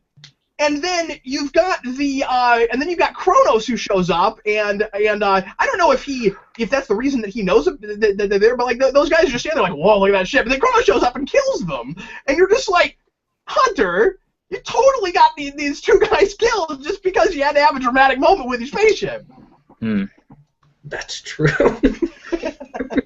It's already like Arrow. Doesn't care about killing people. Yeah, No, it's cool.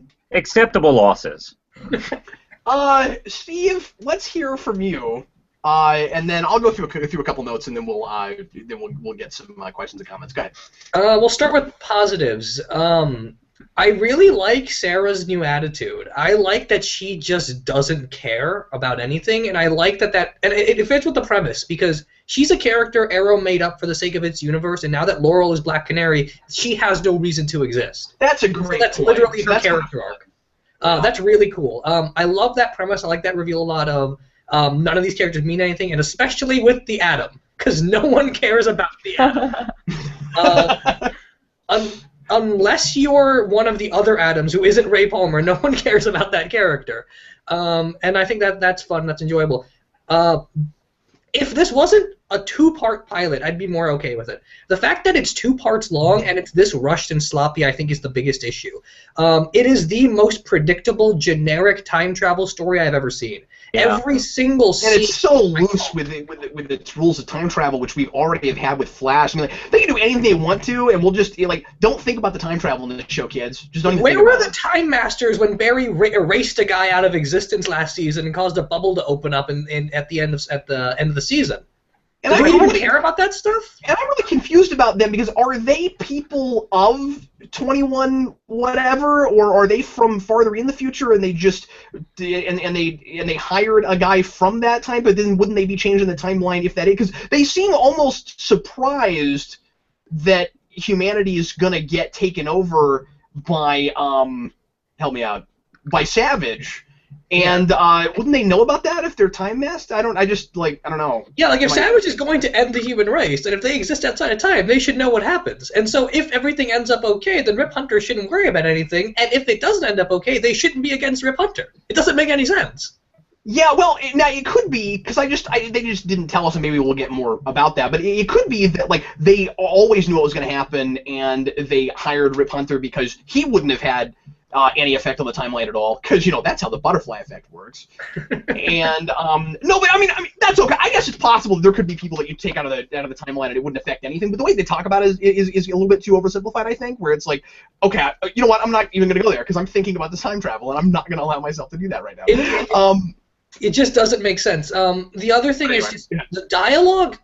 The dialogue's not bad in the sense that I wouldn't believe people say this. The dialogue's bad in the sense that is not a response to that statement. Yeah. That is not a connection you draw from that scene. That whole thing where the other half of Firestorm is like, I like being a part of a team and I like that people came to aid me. No, they didn't come to aid you. They came there because their ship was being attacked. It had nothing to do with you. Why would you say that? Why would you draw that conclusion? That's a good point, yeah. Every character has a moment in this episode where they're just saying a thing to make us understand why they're on board, and it has no connection whatsoever to the person they're speaking with or the situation at hand. It's that way all over the place. The only thing I couldn't predict in this show was how bad the dialogue would be.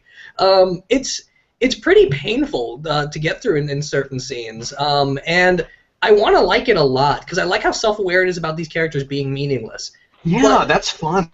It's wonderfully silly, right? I mean, it's not trying to be a super deep thing, and it's kind of in some ways what Arrow ought to be right now. And exactly, it's trying to have fun. The problem is that it's less engaging and less creative than a Power Rangers episode.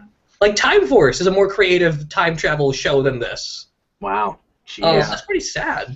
And it's a 2-part pilot. There's no reason it should be as condensed and sloppy as it is. Boy, I just can't wait to see the hate mail that Steve gets after saying that. I just can't wait. Oh, I can't wait either. It's gonna be great. Yeah. We'll end up on Twitter. So the bar fight was obligatory, right? Yep. We're gonna have a bar fight, right? It was like Sarah Lance is awesome. Yeah. When I watched that, I was like, oh, they are in the 70s, because this is just like a 70s TV show when they have a bar fight for no reason. Well, and I had a hard time not thinking that they left the ship in order to have a bar fight. Like, they don't say that, but it just felt like, we're going to go in the 70s and have a fight. Like, they had to have known that they were going to, affect things and stuff. You've got this advanced time ship. By the way, this is the earliest in history I think I've ever seen time travel come from. Again, unless the Time Masters are, I guess they're out of time. They're from outside of time, and that okay, maybe it wasn't actually invented in 2160 whatever. Because if it's that, like, that's pretty darn early for time travel. I mean, watch us get there, and then we actually have time travel. But anyway, I don't believe it. We don't have cities on the moon yet, for God's sake. We were supposed to have cities on the moon by 1980. But Manos, pretty soon we're gonna have TVs, and I have seen footage of this. I'm not making this up. Pretty soon we're gonna have TVs that we can like roll up like tinfoil. Like we're in the future, dude. Oh yeah, yeah.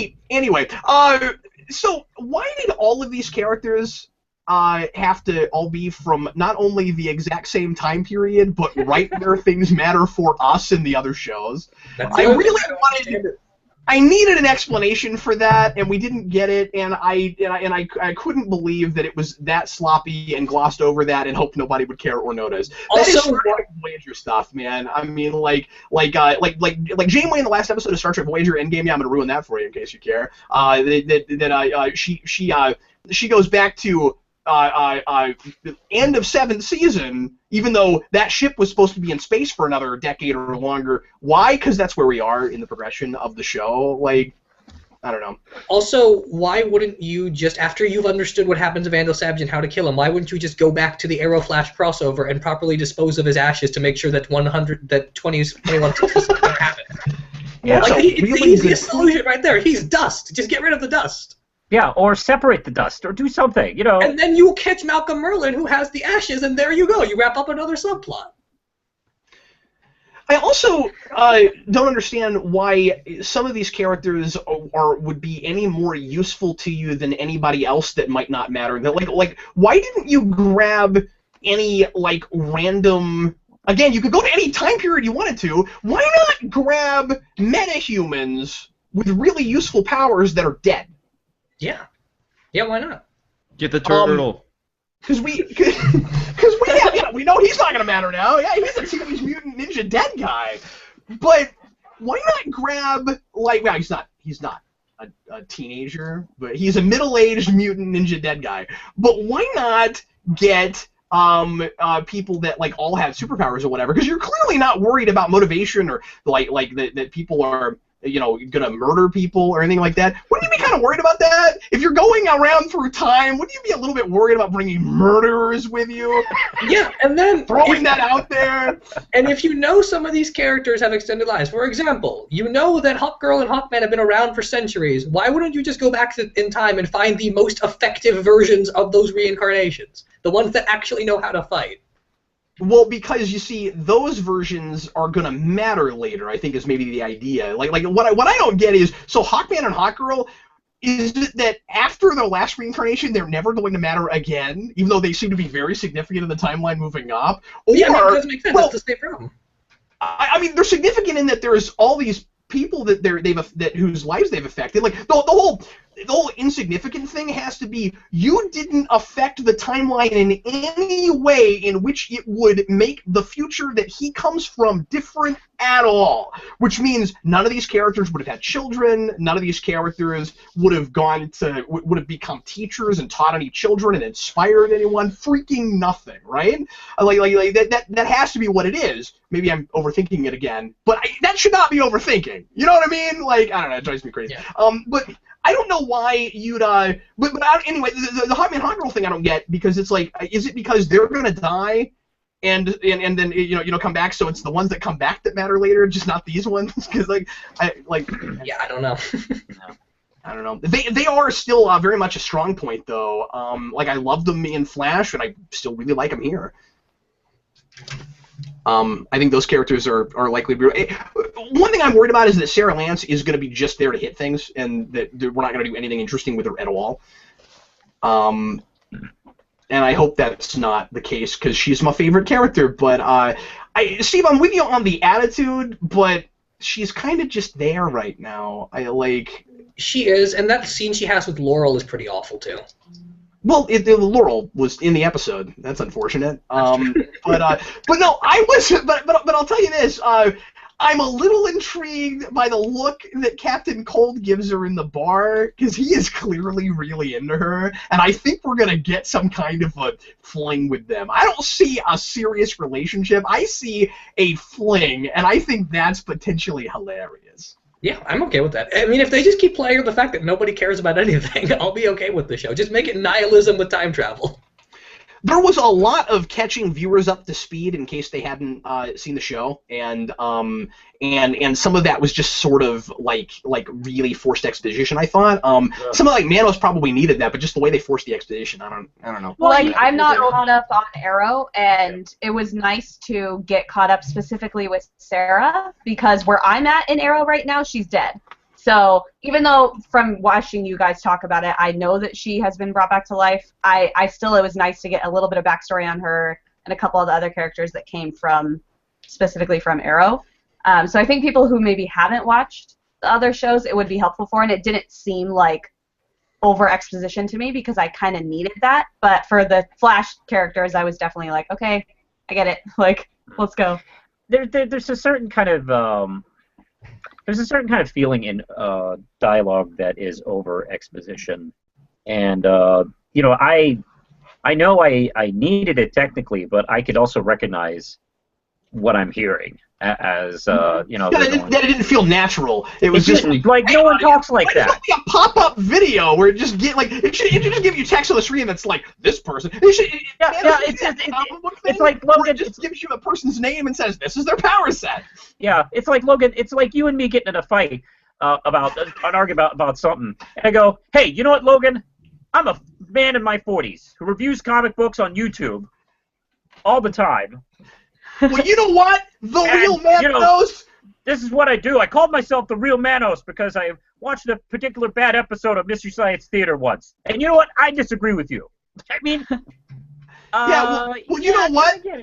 You know what? The Real Manos. I have a wife and 2 children, and I make a lot of you say that to me on a regular basis. And these headphones have Batman on them. Wait, really? Oh yeah, they do. Yes.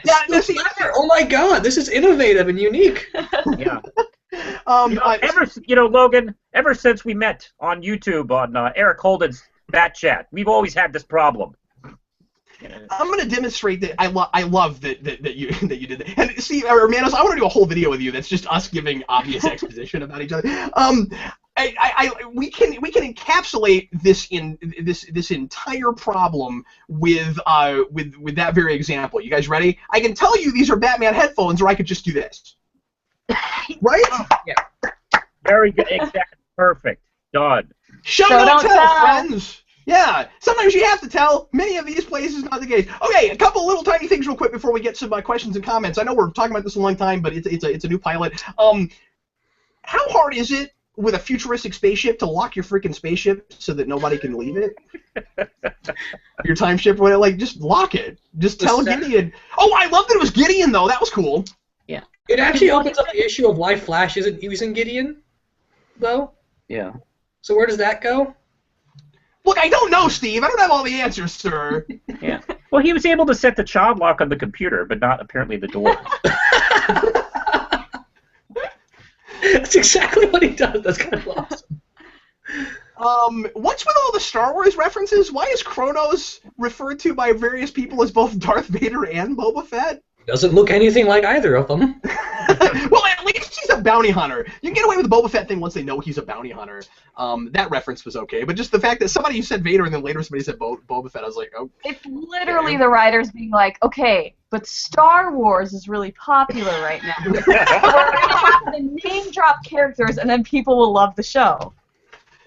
Finally, obviously, my biggest issue with this is why do we have to throw Stein, who is one of my favorite characters in this universe, under the bus like that?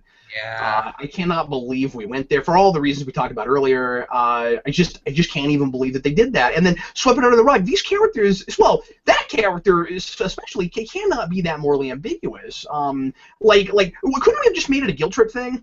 Where he made it all about himself, and he convinced this kid to go with him because he really wanted to, and he turned into kind of a child, and then we have a really good reason later that he really shouldn't be time traveling, and then he feels bad about it. But did he have to violate the guy? No. That just really bothers me that we even went there. Yeah. I appreciate Stein's desperation to get to go and how much he wants to explore and have an adventure and stuff, and I like that. But boy, I don't care nearly as much as I ought to now, because he's no fun after he's roofied the kid. I just can't even... Here are words I never thought I'd put together! Professor Stein roofing a kid, friends! Well, that scene was so interesting, too. Like, on Flash, he was a highlight for most of that show. All the Firestorm Identity stuff was really, really good. Mm-hmm. And now you're taking the really obvious, interesting story, completely ignoring it, and making him a reprehensible human being because comedy. It's an Adam Sandler movie now. That's what it is. Because that's the thing. The way that he could have got Jefferson on board was that speech, was that scene they had later in the episode. Yeah. There's no reason why they couldn't have had that scene earlier.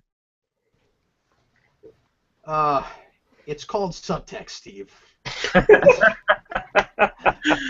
Yeah, unfortunately it is. I looked over at my son, my 5-year-old son, watching the show, and he was really enthusiastic about the show, and he really enjoyed it. But I had to look at Jason and say, son, that's not a role model, and then immediately put on some Mr. Rogers' Neighborhood, you know, like, oh, jeez. All right, let's get some questions and comments, Rasco. Okay, this is from Dimitri J. Do you think Captain Cold befriended everyone too fast? I think everyone befriended everyone a little bit too fast, but Captain Cold I'd be more okay with just because I think he's the type of guy to just wait and see where this goes, so he wants to act more friendly. It's more of a problem with everyone else where they're just suddenly on board with this mission at random points for no reason. Yeah, he kind of goes where the wind blows, and as long, I mean, you can't trust him. He's only going to have your back as long as it suits him. But he's going to be. I think it's in his character to be friendly to everybody as long as he thinks he gets to steal the Mona Lisa or whatever. That was, by the way, the most obvious thing you could have said, right?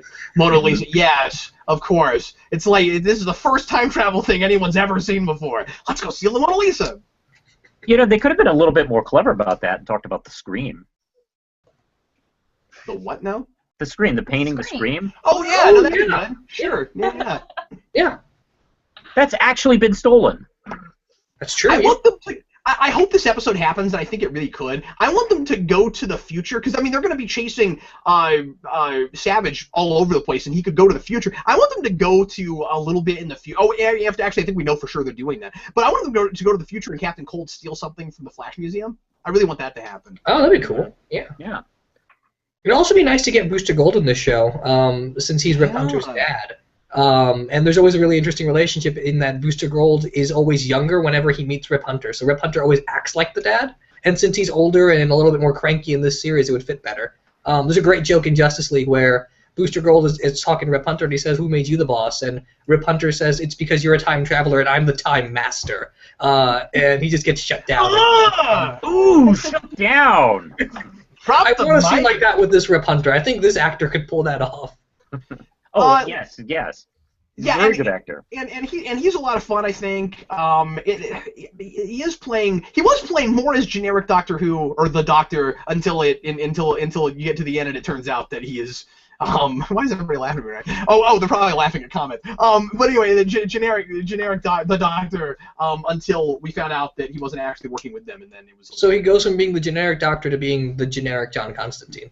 Yeah. Well, to be honest, that's kind of a Doctor move anyway. He would lie to people to get them to do what he needs. Yeah, as soon as you said that, I thought, no, he often has something up his sleeve, too. That's true. Rasco, have another question or comment?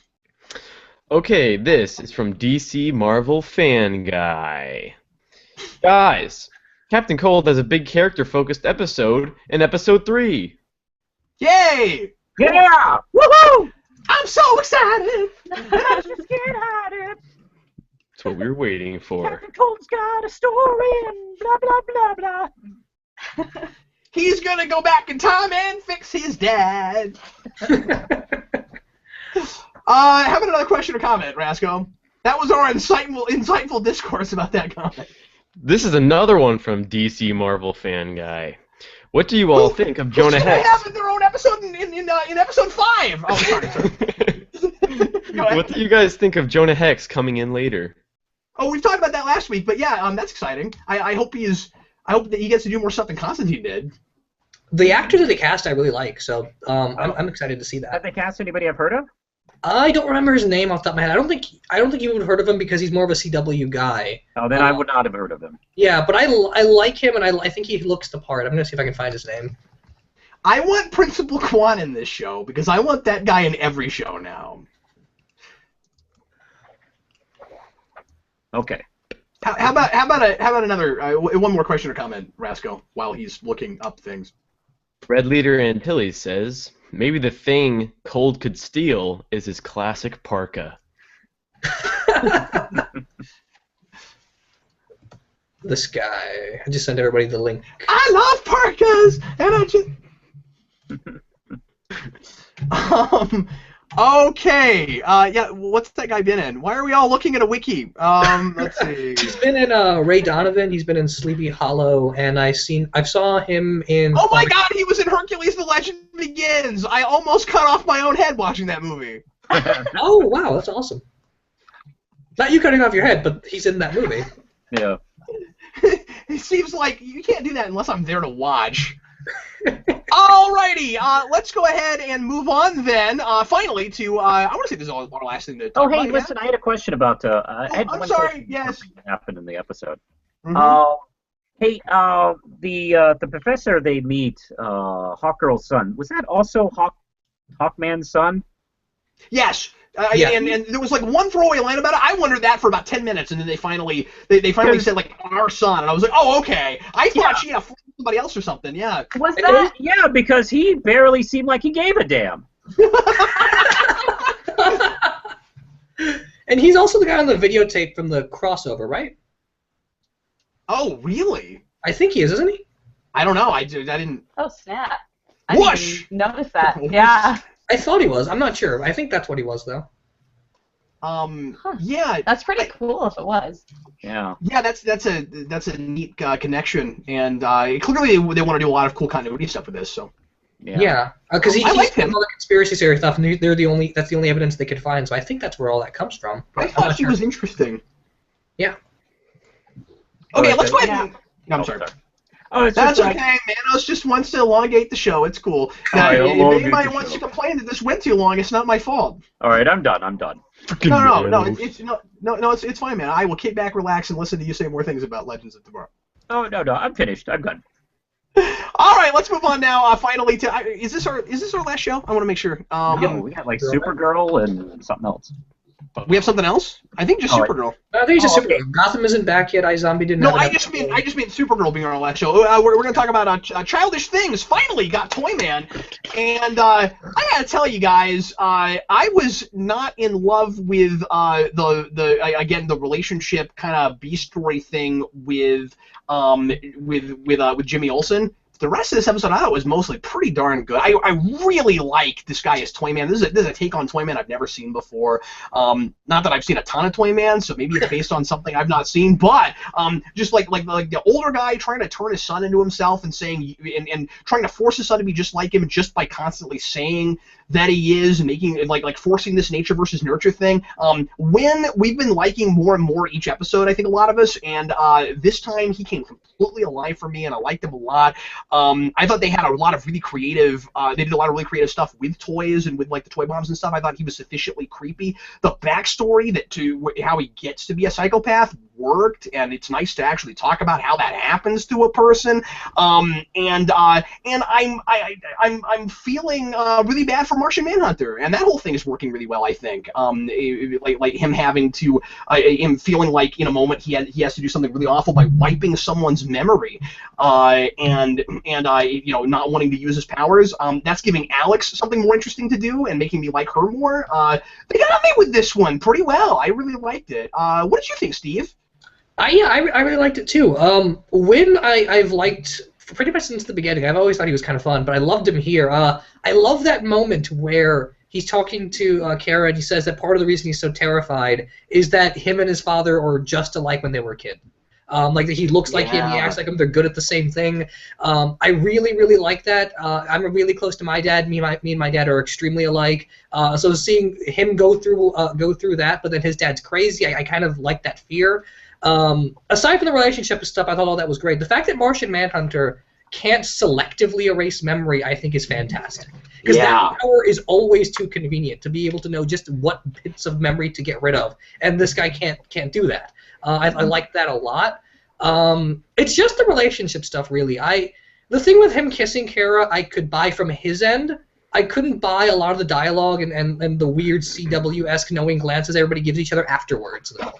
Steve, do you mind if I argue with you about that slightly? I didn't even buy it entirely from his end. I mean, I didn't mind him doing it, and I like the whole I'm a coward. I want to be like my dad, so I have to take things when I really want them, and then like that could get him into a different sort of trouble. So like that's all fine. What I didn't really like was his whole I've got to tell you how I feel about you because I'm a coward, like he never has before. He made it really clear that he was into her in the first episode. I didn't understand all that. No, yeah, I don't like any of that stuff. I like that he would attempt to kiss her, though. I think that moment's fine. It's everything after that doesn't work, especially because, like you said, in the pilot, he's asked her out. He knows he's been down this road. He's not repressing anything, so after that, it doesn't work. But I buy it.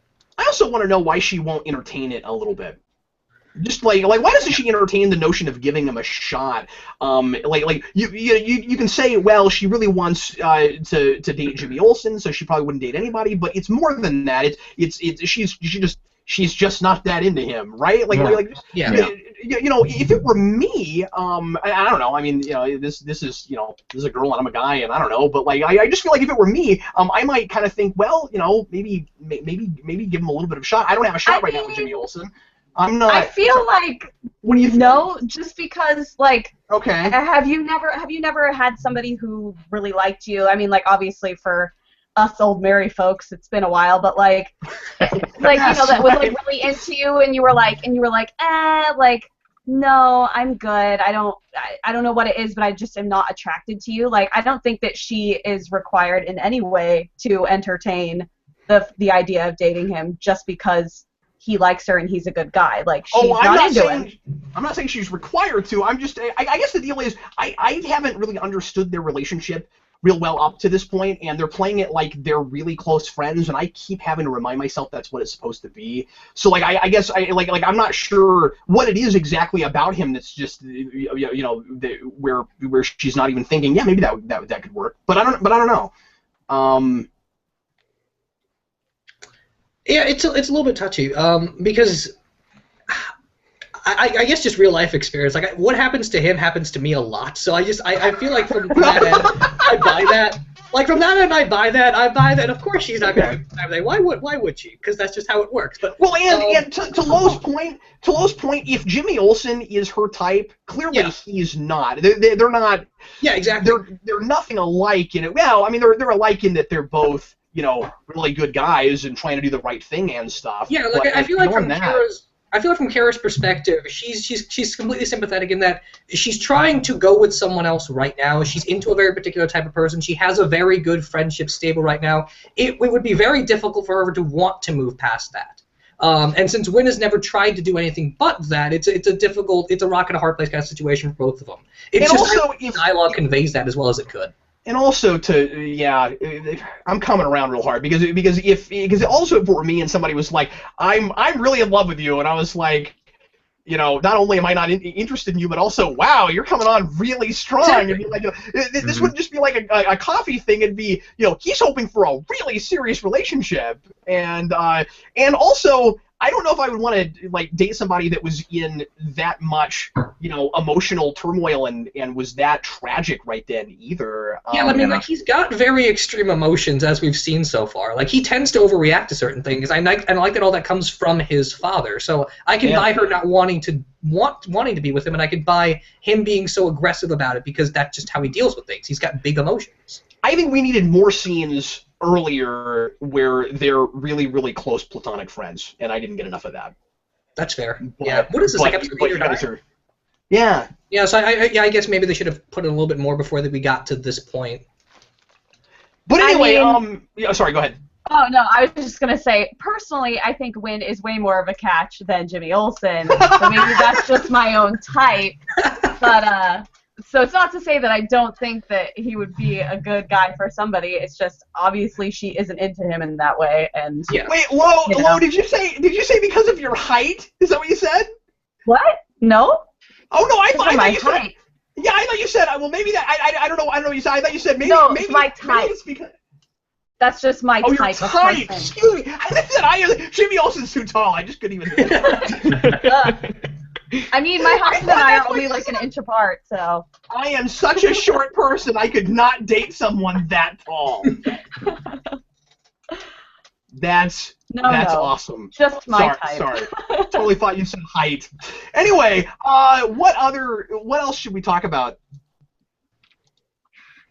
I really like the scene at the end. The Maxwell Lord thing I think is really predictable, especially on the purse camera thing. But I really like just character-wise and shot-wise that Supergirl is there in full costume, just laying on the couch with her sister or the blanket on top of the both of them.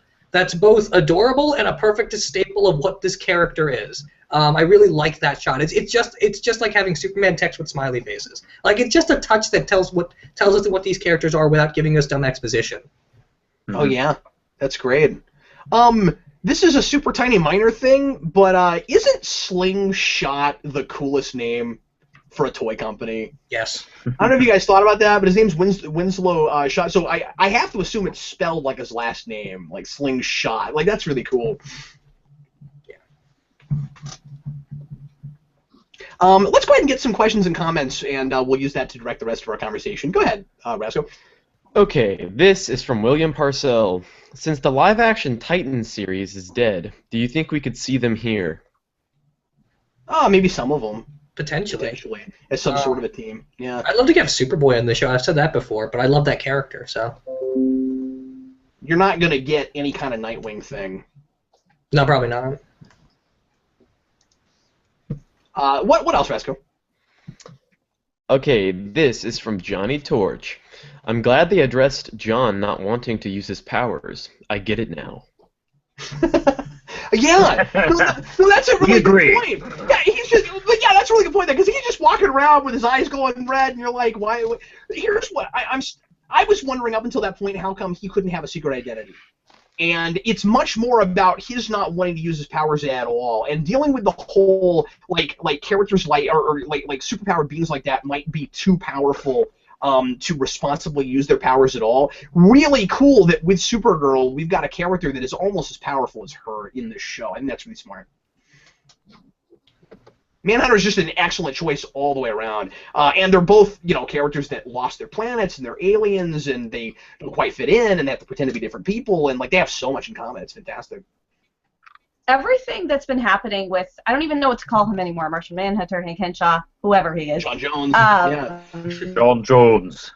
He was my least favorite part of the show until the twist that he was Martian Manhunter, and it's crazy how quickly he's become one of my favorite parts of the show after that twist. So it's been interesting the last few episodes to see what's going on with him, because I hated him so much at the beginning. I'm wondering for how much longer the what happened before parts right before the episode starts. We're gonna have to keep seeing the reveal. My name is John Joe 3 times in a row. My name is John Joe like before every episode. I wonder just how much longer are they gonna do that. Manos, you I don't think you had just a straight up the floor for a while. So did you have anything you wanted to add about this one? I love this episode. I thought it was very good. I've seen several different versions of Toyman over the years in comics and film and TV and cartoons. My particular favorite is the Bruce Timm version from the Superman animated series, especially with Bud Cort voicing him as that creepy doll head thing. I really particularly like this version, partly because of the actor. The actor.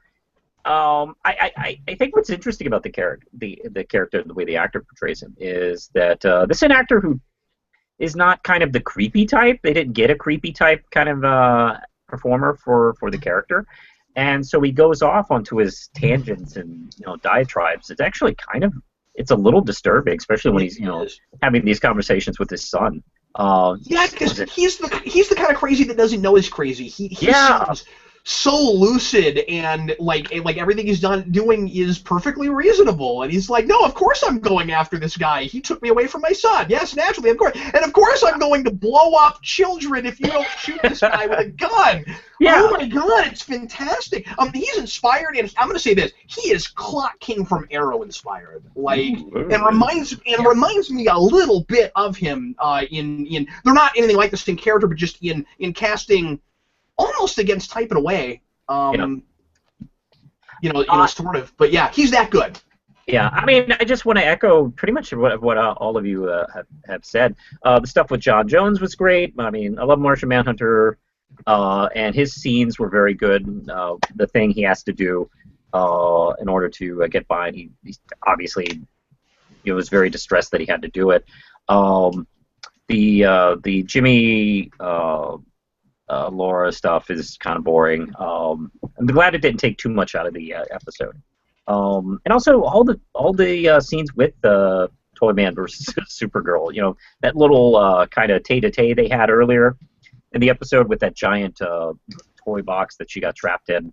That was so 60s Batman. I love that. It was great. It's like, am I watching a Dick Sprang Batman? Yeah. done on a TV budget? So yeah, it was really fun, and the death trap and the whole mess at the toy convention. It's a very well written episode. The wind up Supergirl doll. Does anybody else want one of those?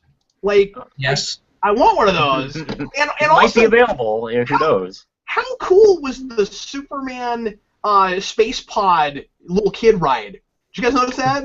Oh yeah. I didn't catch that. That was really cool, and but it made me think. Okay, so I guess everybody knows that he came in a little rocket ship as a child. I guess this Superman in this universe is just as much a blabbermouth as the Christopher Reeve one. That's right. And here's a weakness I have. I can't see through lead. Everybody, write it in the newspaper. I can never tell lies.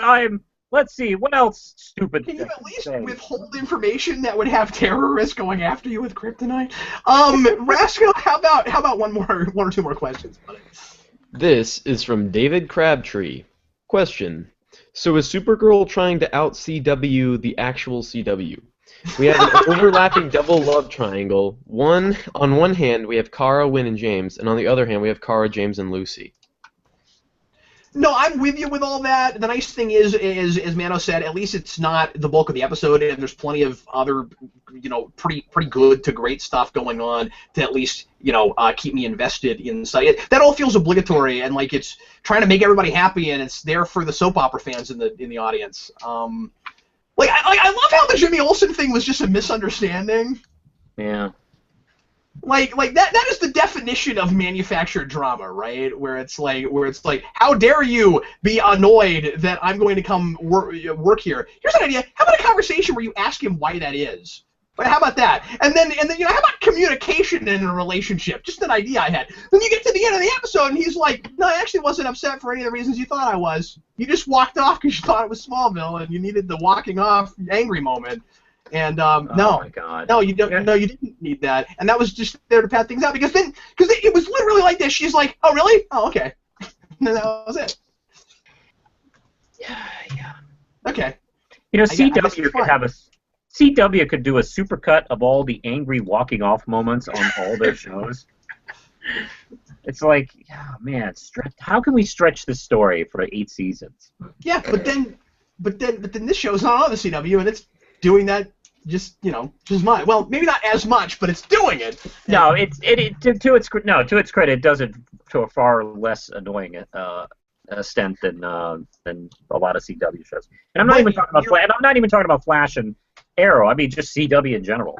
But you're making me worry that Lucy is going to turn into our next Laurel or something. When you do things like that, you don't want that. Lucy needs something interesting to do on the show because. They decided her interesting thing to do is to just be there all the time. Yeah. In the building, and I'm assuming that she'll find out about Supergirl in like a couple episodes. That's got to happen, right? Yeah. No? Maybe she needs. It'd be cool if she got a text from Lois. Like, hey, sis, what's going on with the Supergirl thing? I think I know who she is. Blood Bonzas. Yeah. How about one more real quick, Rasco? If there is anything. Okay, this is from Soundwave 71. Cap and Friends, do you think they will ever put Parasite and Atomic Skull in the series? Well, we've talked about Parasite a couple times, I think. But yeah, that's almost a given, I think. I would be real surprised if they didn't do that. Atomic Skull would be cool. I love that character. That'd be fun. It's one of the only shows of this kind of network stuff that I could see maybe pulling that off. Because the production value is just so good. usually. Yeah. Yeah, Atomic Skull for the win. Yeah. Atomic Skull! And I'm so excited. Let's go ahead now and go to the poll and find out what people chose as their favorite episode for this week. We're going to start with Steve and find out what Steve's favorite episode was this week. I know what he's going to say, but we're going to we'll be obligatory like some of these shows. Agent Carter. Anyway. Agent Carter, because what? Agent Carter, because there's no iZombie this week, basically. Yeah, but Carter could have even potentially beat that, I think. Maybe so. I just have more fun with iZombie, I guess. If there's an episode of iZombie with Blaine, then it's better than Agent Carter. If there's not an iZombie episode with Blaine, then Agent Carter wins. That's my new rule. So clearly we need the actor that's playing Bane in Agent Carter somewhere. Blaine, yeah. Blaine. Yeah. Excuse me. I would also like Tom Hardy in this show, but yeah, Blaine mostly. Oh, man. I'm a zombie, of course. Oh my god, the brains rise, it says. The max range. Okay! You guys, this poll, I don't know why we do this poll. I don't know why we do it. Man. Let's see. Yeah, I liked Agent Carter. That would be my choice. Definitely excellent two-parter. It's great seeing the character back. And definitely for the win. As far as I'm concerned, since Arrow wins every week, the real winners for the poll, I always feel, are the real telling winner is the one who wins second. Yeah, I think that, and whoever gets second is the real winner to me. And often that seems to be one that is more likely that people would have picked. Again, feel free to pick whatever you want to, but I'm pretty sure people are just messing with me again, or voting 100 times. Well, maybe not 100 times, because we only had 106 total votes, so... Oh. That's probably not what happened. So 70 times. So 7, yeah. Dan, once again, only watched Star Wars, so he doesn't... My favorite thing that I watched was the Saturday Night Live sketch with Kylo Ren. That wins. That totally wins. See that? Man. I'm 90% sure that Matt is Kylo Ren. Hey guys, I just ran into Kylo Ren. I found his lightsaber. Dude, Matt straight up sucks. You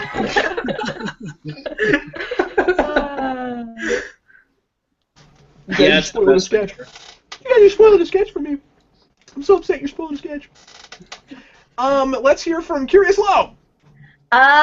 Same vote. I would vote iZombie if there was an iZombie, but I'm actually gonna go with Supergirl. I really enjoyed the episode. As much as I love Agent Carter, it felt very more of the same, which isn't a bad thing in any way, but I feel like this Supergirl episode was better than a lot of the ones that we've seen so far, so I have faith that it will continue to rise, hopefully. I love how you guys are like, I don't even need to know what would have happened in that episode. I just know I would have voted for it. Like, that's not bias at all. I mean, when you do this show for a few years, patterns start to form. Rasco, what would you have said? Well, I only watched Arrow, Flash, and Legends of Tomorrow. So Legends of Tomorrow? I almost feel as if I should give the award for what succeeded at being the worst episode. So my vote goes to Arrow. Oh, is that why Arrow always wins the poll? Yeah, they're like misreading it. They think it's an anti-quality Yeah, I think poll. you need to be more specific, Logan. What can I do but capitalize the word favorite? Vote for your favorite episode. And they're like, no, we thought it read your favorite one to whine about. There's not quotations around favorite, is there? No, it's not a sarcastic list of instructions, Manos. I mean, if it's in italics, then we could assume it's sarcasm, so maybe that's the issue. I don't think it gives me the option to do that. I'm gonna vote Agent Carter this week. Supergirl's up there too. It was really good. Yeah, Carter was really fun, and they made me really like that guy. And then they pretended to maybe kill him off, but he's probably not actually dead. But then I'm actually not irritated about the probably pretending to kill that guy off the way I am other things, and I'm always really impressed when they do typical TV things, but they don't actually bother me because they do them well. So, that's nice. I'm gonna miss Carter in that hat, though. She really needs to wear that hat again. I'm gonna miss the hat. That whole uniform is fantastic. I know, it's awesome.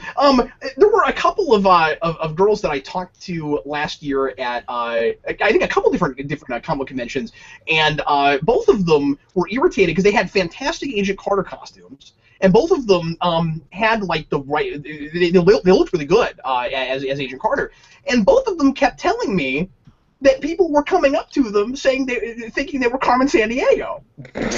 Oh.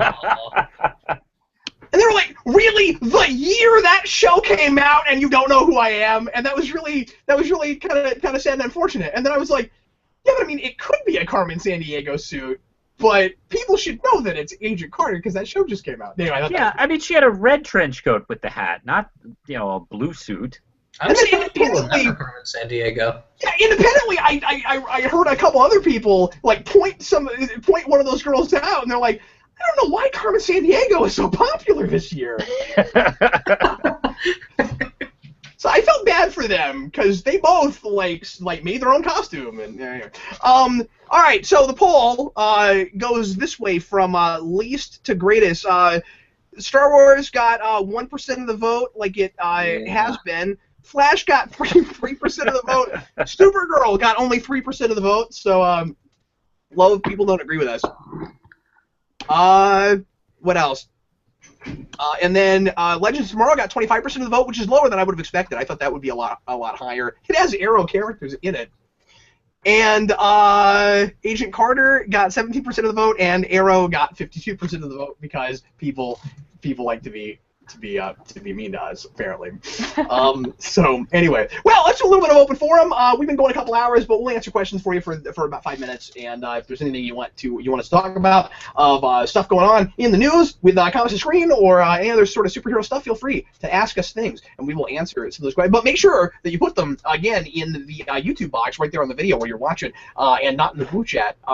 Once again, I'm going to keep the blue chat going, I think, every week, and we'll see how well this went. I'll talk to Rasco afterwards and see how he's feeling about this new setup. But we're going to keep the blue chat going regardless of how we do it, because people really like that, miss it, and that way you can go in and chat before and or after the video if you'd like to. Because some people like to hang out even afterwards and talk to each other, which is super cool. So yeah, Rasco, any questions or comments yet, or do we need to do we need to stall? People want us to talk about how excited we are for Daredevil Season 2.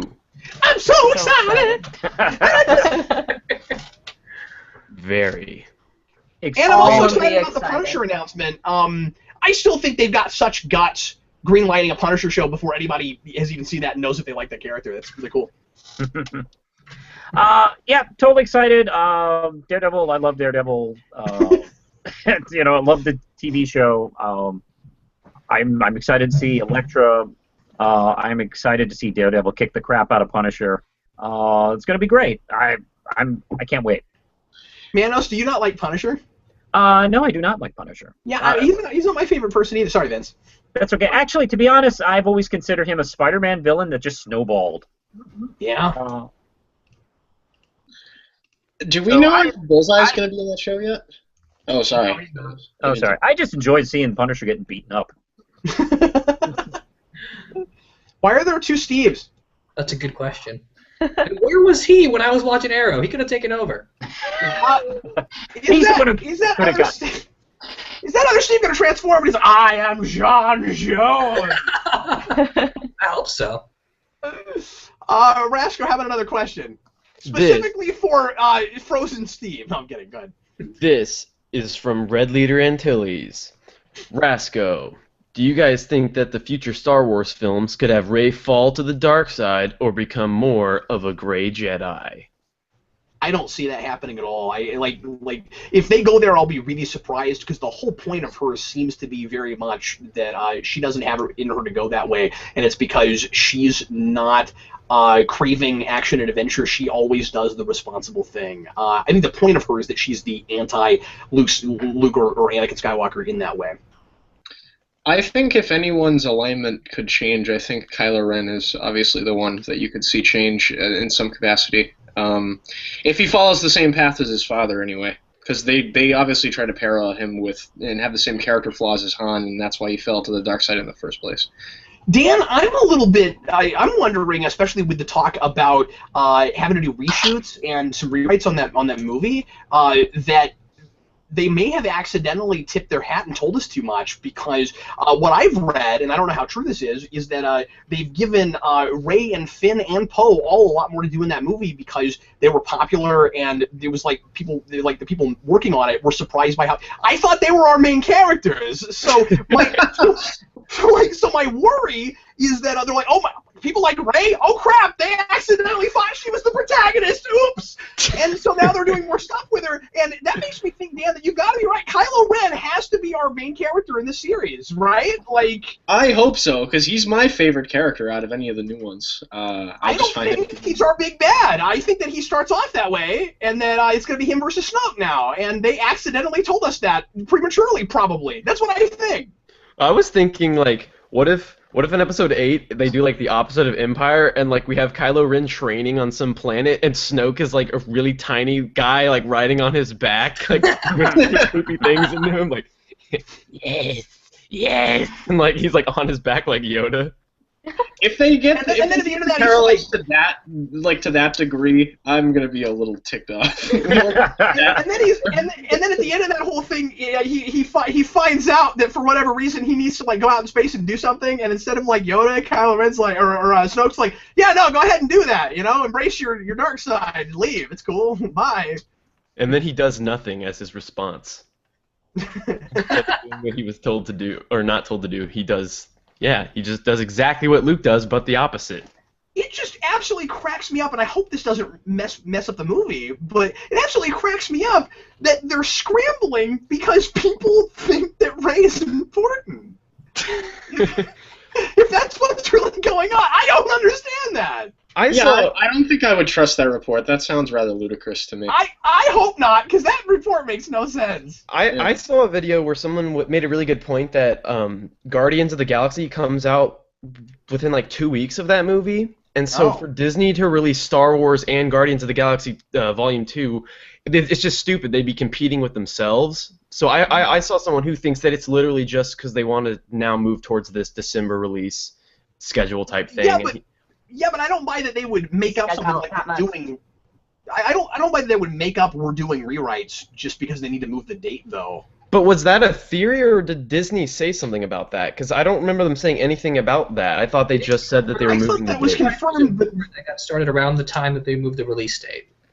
Oh, well, in that case, I don't know why we're talking about this. I'm sorry. I thought that was confirmed. Then I don't care. It's cool. And hopefully Rey is still the protagonist because A, I love her, and B, she's the protagonist. At least right now, unless they kill her off real quick. Yeah, I mean, I would love if this was Kylo Ren the movie for Episode 8. That would be awesome. I'm okay with that too. I would love that. I don't think that's what it's going to be. See, everything. There's some people, of course, that still think that Kylo Ren and Rey are sisters. Or sisters. That's a twist. That's why he has such luscious Wouldn't it be really hair. funny if there was like? Wouldn't it be really funny if there was if they were trying to make us think that maybe that's what it was, and then they end up actually turning into a romantic couple, so it's the exact opposite of Luke and Leia. Like, that'd be funny. Yeah, that would be funny. I can tell, Dan, you're cracking up about it. Laugh, Dan. That would be if they were sisters, that would explain why no one was convinced that he was Matt in that sketch. That would make a lot more sense. We do exactly a Mask of the Phantasm thing, where in that movie he takes off his mask, and the big reveal is there's nothing wrong with his face, but he's a girl. Well, it's not his mask he takes off. Rey, and they're twins, just like Luke and Leia, and that won't irritate anyone that's complaining about there being too many parallels. Well, the rewrite actually, in truth, is they're working the whole Matt angle in. Okay, how about another one, Rasco? Hey, Rebels. David Crabtree asks what Geekvolution panelists will be on tomorrow's live Patreon chat. Oh, you know what? I don't know if I even told you guys about that. No. I've been very busy. I'm sorry. So probably no one. Tomorrow night at 8 o'clock, and I was gonna mention this at the end of the show, but yeah, I've told I've told none of my co-hosts about this. Tomorrow night, I think Lo knew about it. I know about it. But that's because I'm a Patreon subscriber. That's all I know. Yeah, I only told those people. Anyway, and somebody else asked. I think Connor asked if he could be there. So Connor's going to be there. But yeah, tomorrow night, 8 o'clock, we're doing a live, probably 1 hour or so Patreon live show. Just being silly and hanging out and talking about whatever, like we did just a couple weeks ago, because we just passed another milestone on Patreon. So every time we collect another $50, we do a live show for everybody there, and obviously you guys are all invited, panelists, and anybody that is interested still in potentially becoming a patron. I'll just mention real quick what we do with that. It's just $2 a month. If you want to get on that bottom tier, and it gives you lots of behind the scenes pre-show and post-show stuff. A lot of me and Steve just yelling at each other. Really, it's just we just yell at each other, and but anyway, of us all swearing. Yeah. Yeah, there's some of that happens. Me naked.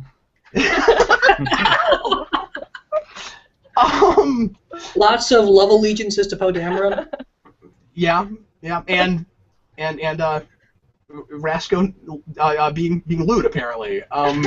So anyway, but we also do occasional live shows, and for other tiers we do other really cool things. We offer commentary requests, and we offer another after Rewind live show, where every time I do a Rewind, I'll talk to you about the movie. So anyway, if you'd like to do that, Patreon, Geekvolution, and if you go there today or tomorrow, and become a pledger, you can come to our live show tomorrow night and interact directly with us. We bring in as many people as Google Plus will allow us to on camera, and talk to anybody that wants to come in from Patreon. So anyway, that's what's going on there. Panelists, any of you guys that want to be there, feel free to. Sorry about the late notice and the almost no notice, because I forgot to tell you about it. Anyway, Didn't this happen last week or last time too? I told you guys like a couple days early, I think. Maybe not. I don't know. I don't remember. Sorry about that. I'll be there. Well, I can confirm I won't be there. I have a class that ends at 9:30, so. Oh, that's all right, Steve. Yeah. I can confirm also that I will not be there as well. I have to work. Oh no, Manos has to work. I switched a shift to be there. What? Switched to a morning shift. My goodness, you are amazing. Hey, Rasco, I wanted morning shifts anyway, but. Rasco, you want to be there? I will be there. Can you do it? Awesome. Dan, can you be there? I will be there. Woo. Yes. Okay, cool. Well, half of us will be there. That's exciting. Rasco, how about one more? Okay. Hawkflame asks, so what do the rest of you think of the Suicide Squad trailer and all the other stuff in the DC Universe special? I know Cap had his comments, but what about the rest? I talked about that for 38 minutes by myself, so I'm done. All right. I'll jump on this. I haven't talked much DC lately.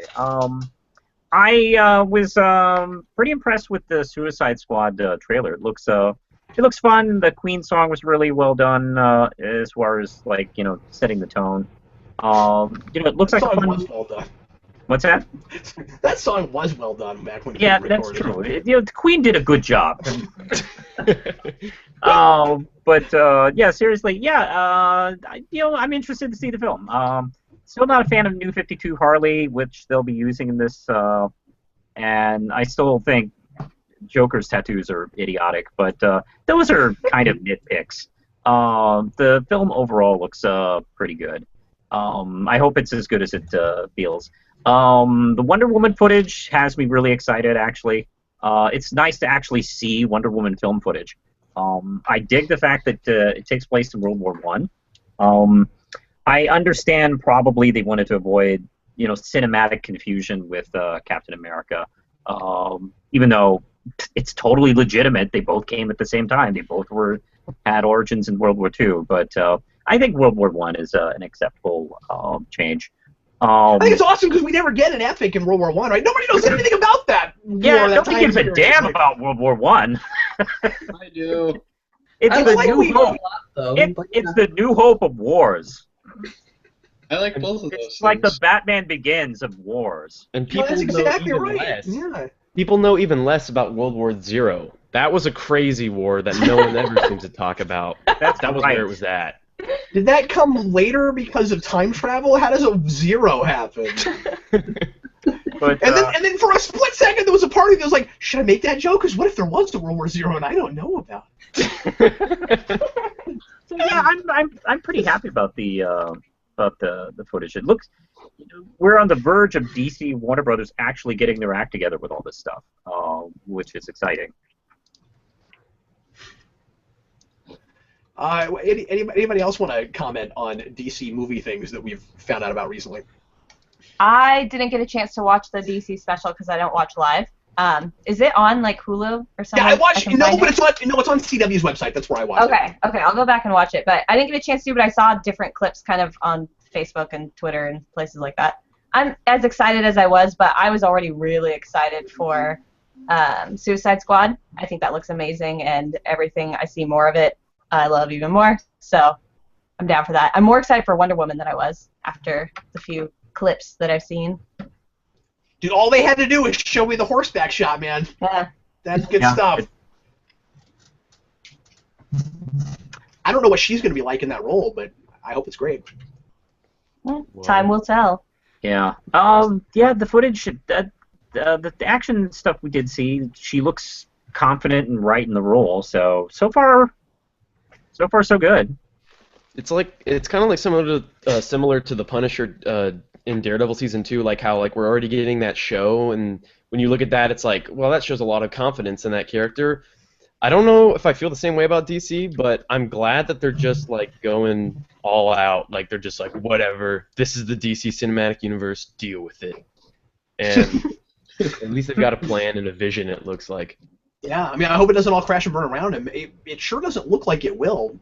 But yeah, I mean, for so long we were always like, oh no, they said something, that'll never happen. And I think all the movies they announced are going to happen now, unless Suicide Squad crashes and burns. Because Batman vs Superman will be fine. Like, it won't do Force Awakens numbers, but that'll be a $700 or $800 million to $1 billion movie. Mm-hmm. Dan, I'm excited about Aquaman. Yeah. I'm glad he's getting a movie, and I hope they don't cancel it.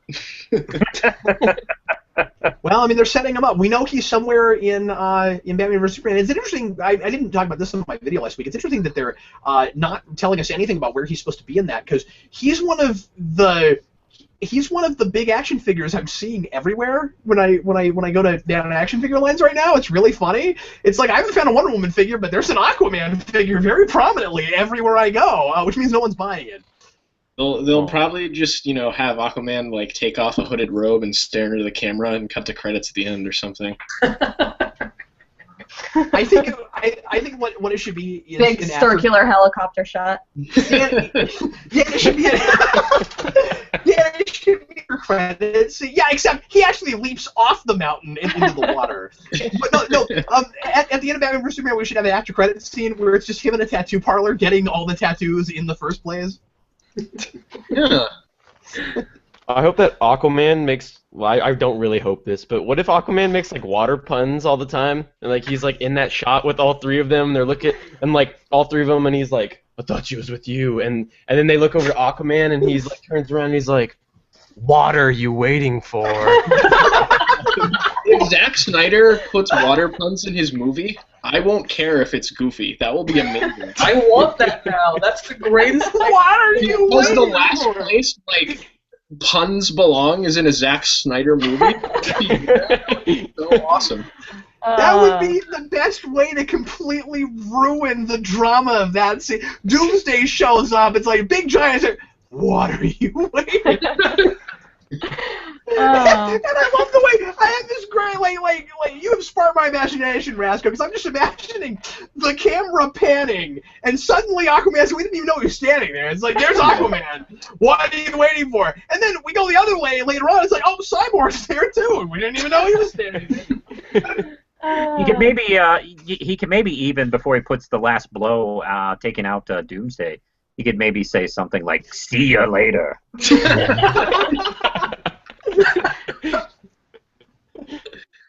But yeah, I kind of wish Green Lantern was on the Justice League team. I don't really like Green Lantern that much, but I wish he was on it. Well, I don't know how they're going to do his origin. In Justice League, though, so maybe he will be on the team. Is he actually supposed to be? The promo of the movie they showed, he's not standing there, but maybe he'll be like the new guy or something. Yeah, like they're not showing him in the concept art, but Jeff Johns did confirm that the Green Lantern Corps is in the Justice League movies, so I'm imagining they're going to throw Hal Jordan in there. He was cryptic about it. I thought all he really confirmed was it's coming. I don't know if we know for sure it's going to be in that movie. No, he was vague on it in the special, but then afterwards DC basically confirmed it on their Twitter and Facebook pages. Like the Green Lantern Corps are in the Justice League movie. Yeah, Dan, they probably just don't even have art to show us yet. I mean, they're still in. They don't have anyone cast yet either, so with everyone else, they have casting at least to put concept art around. They waited last because they want to make sure that it doesn't look as dopey as it did last time. I mean, we all know what it's going to be. It's going to be like gritty, armored Green Lantern. Yeah. Just show it to us already.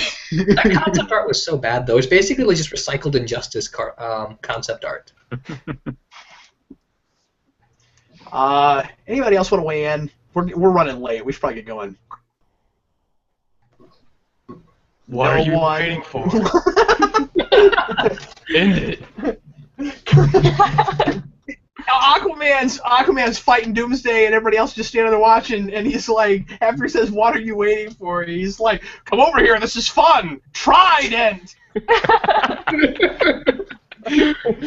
Manos is like, "Oh boy, that's the worst thing I've ever heard." Especially if Harvey Dent is for some reason there, so he's like, "Try, Dent." It would be great.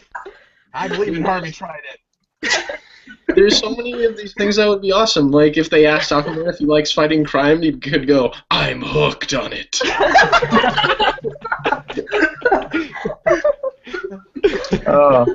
I just want Ben Affleck Batman right before he comes out of the water being, "I'm smelling something fishy."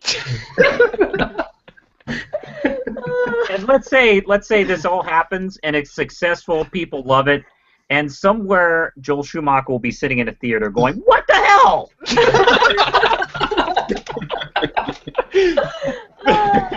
I did this first. I can't get away with "Nice to meet you," but you can say "Trident," or you can say "What are you waiting for?" Good Lord! Yeah, suddenly I'm They're sitting doing- like Hitler.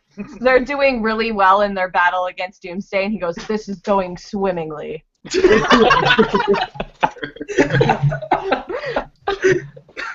guys, I feel very much like we're having we're having the conversation we would usually have after we stop the broadcast. Aquaman. Rest, but I don't care. Aquaman, who's your favorite Star Wars character? Finn.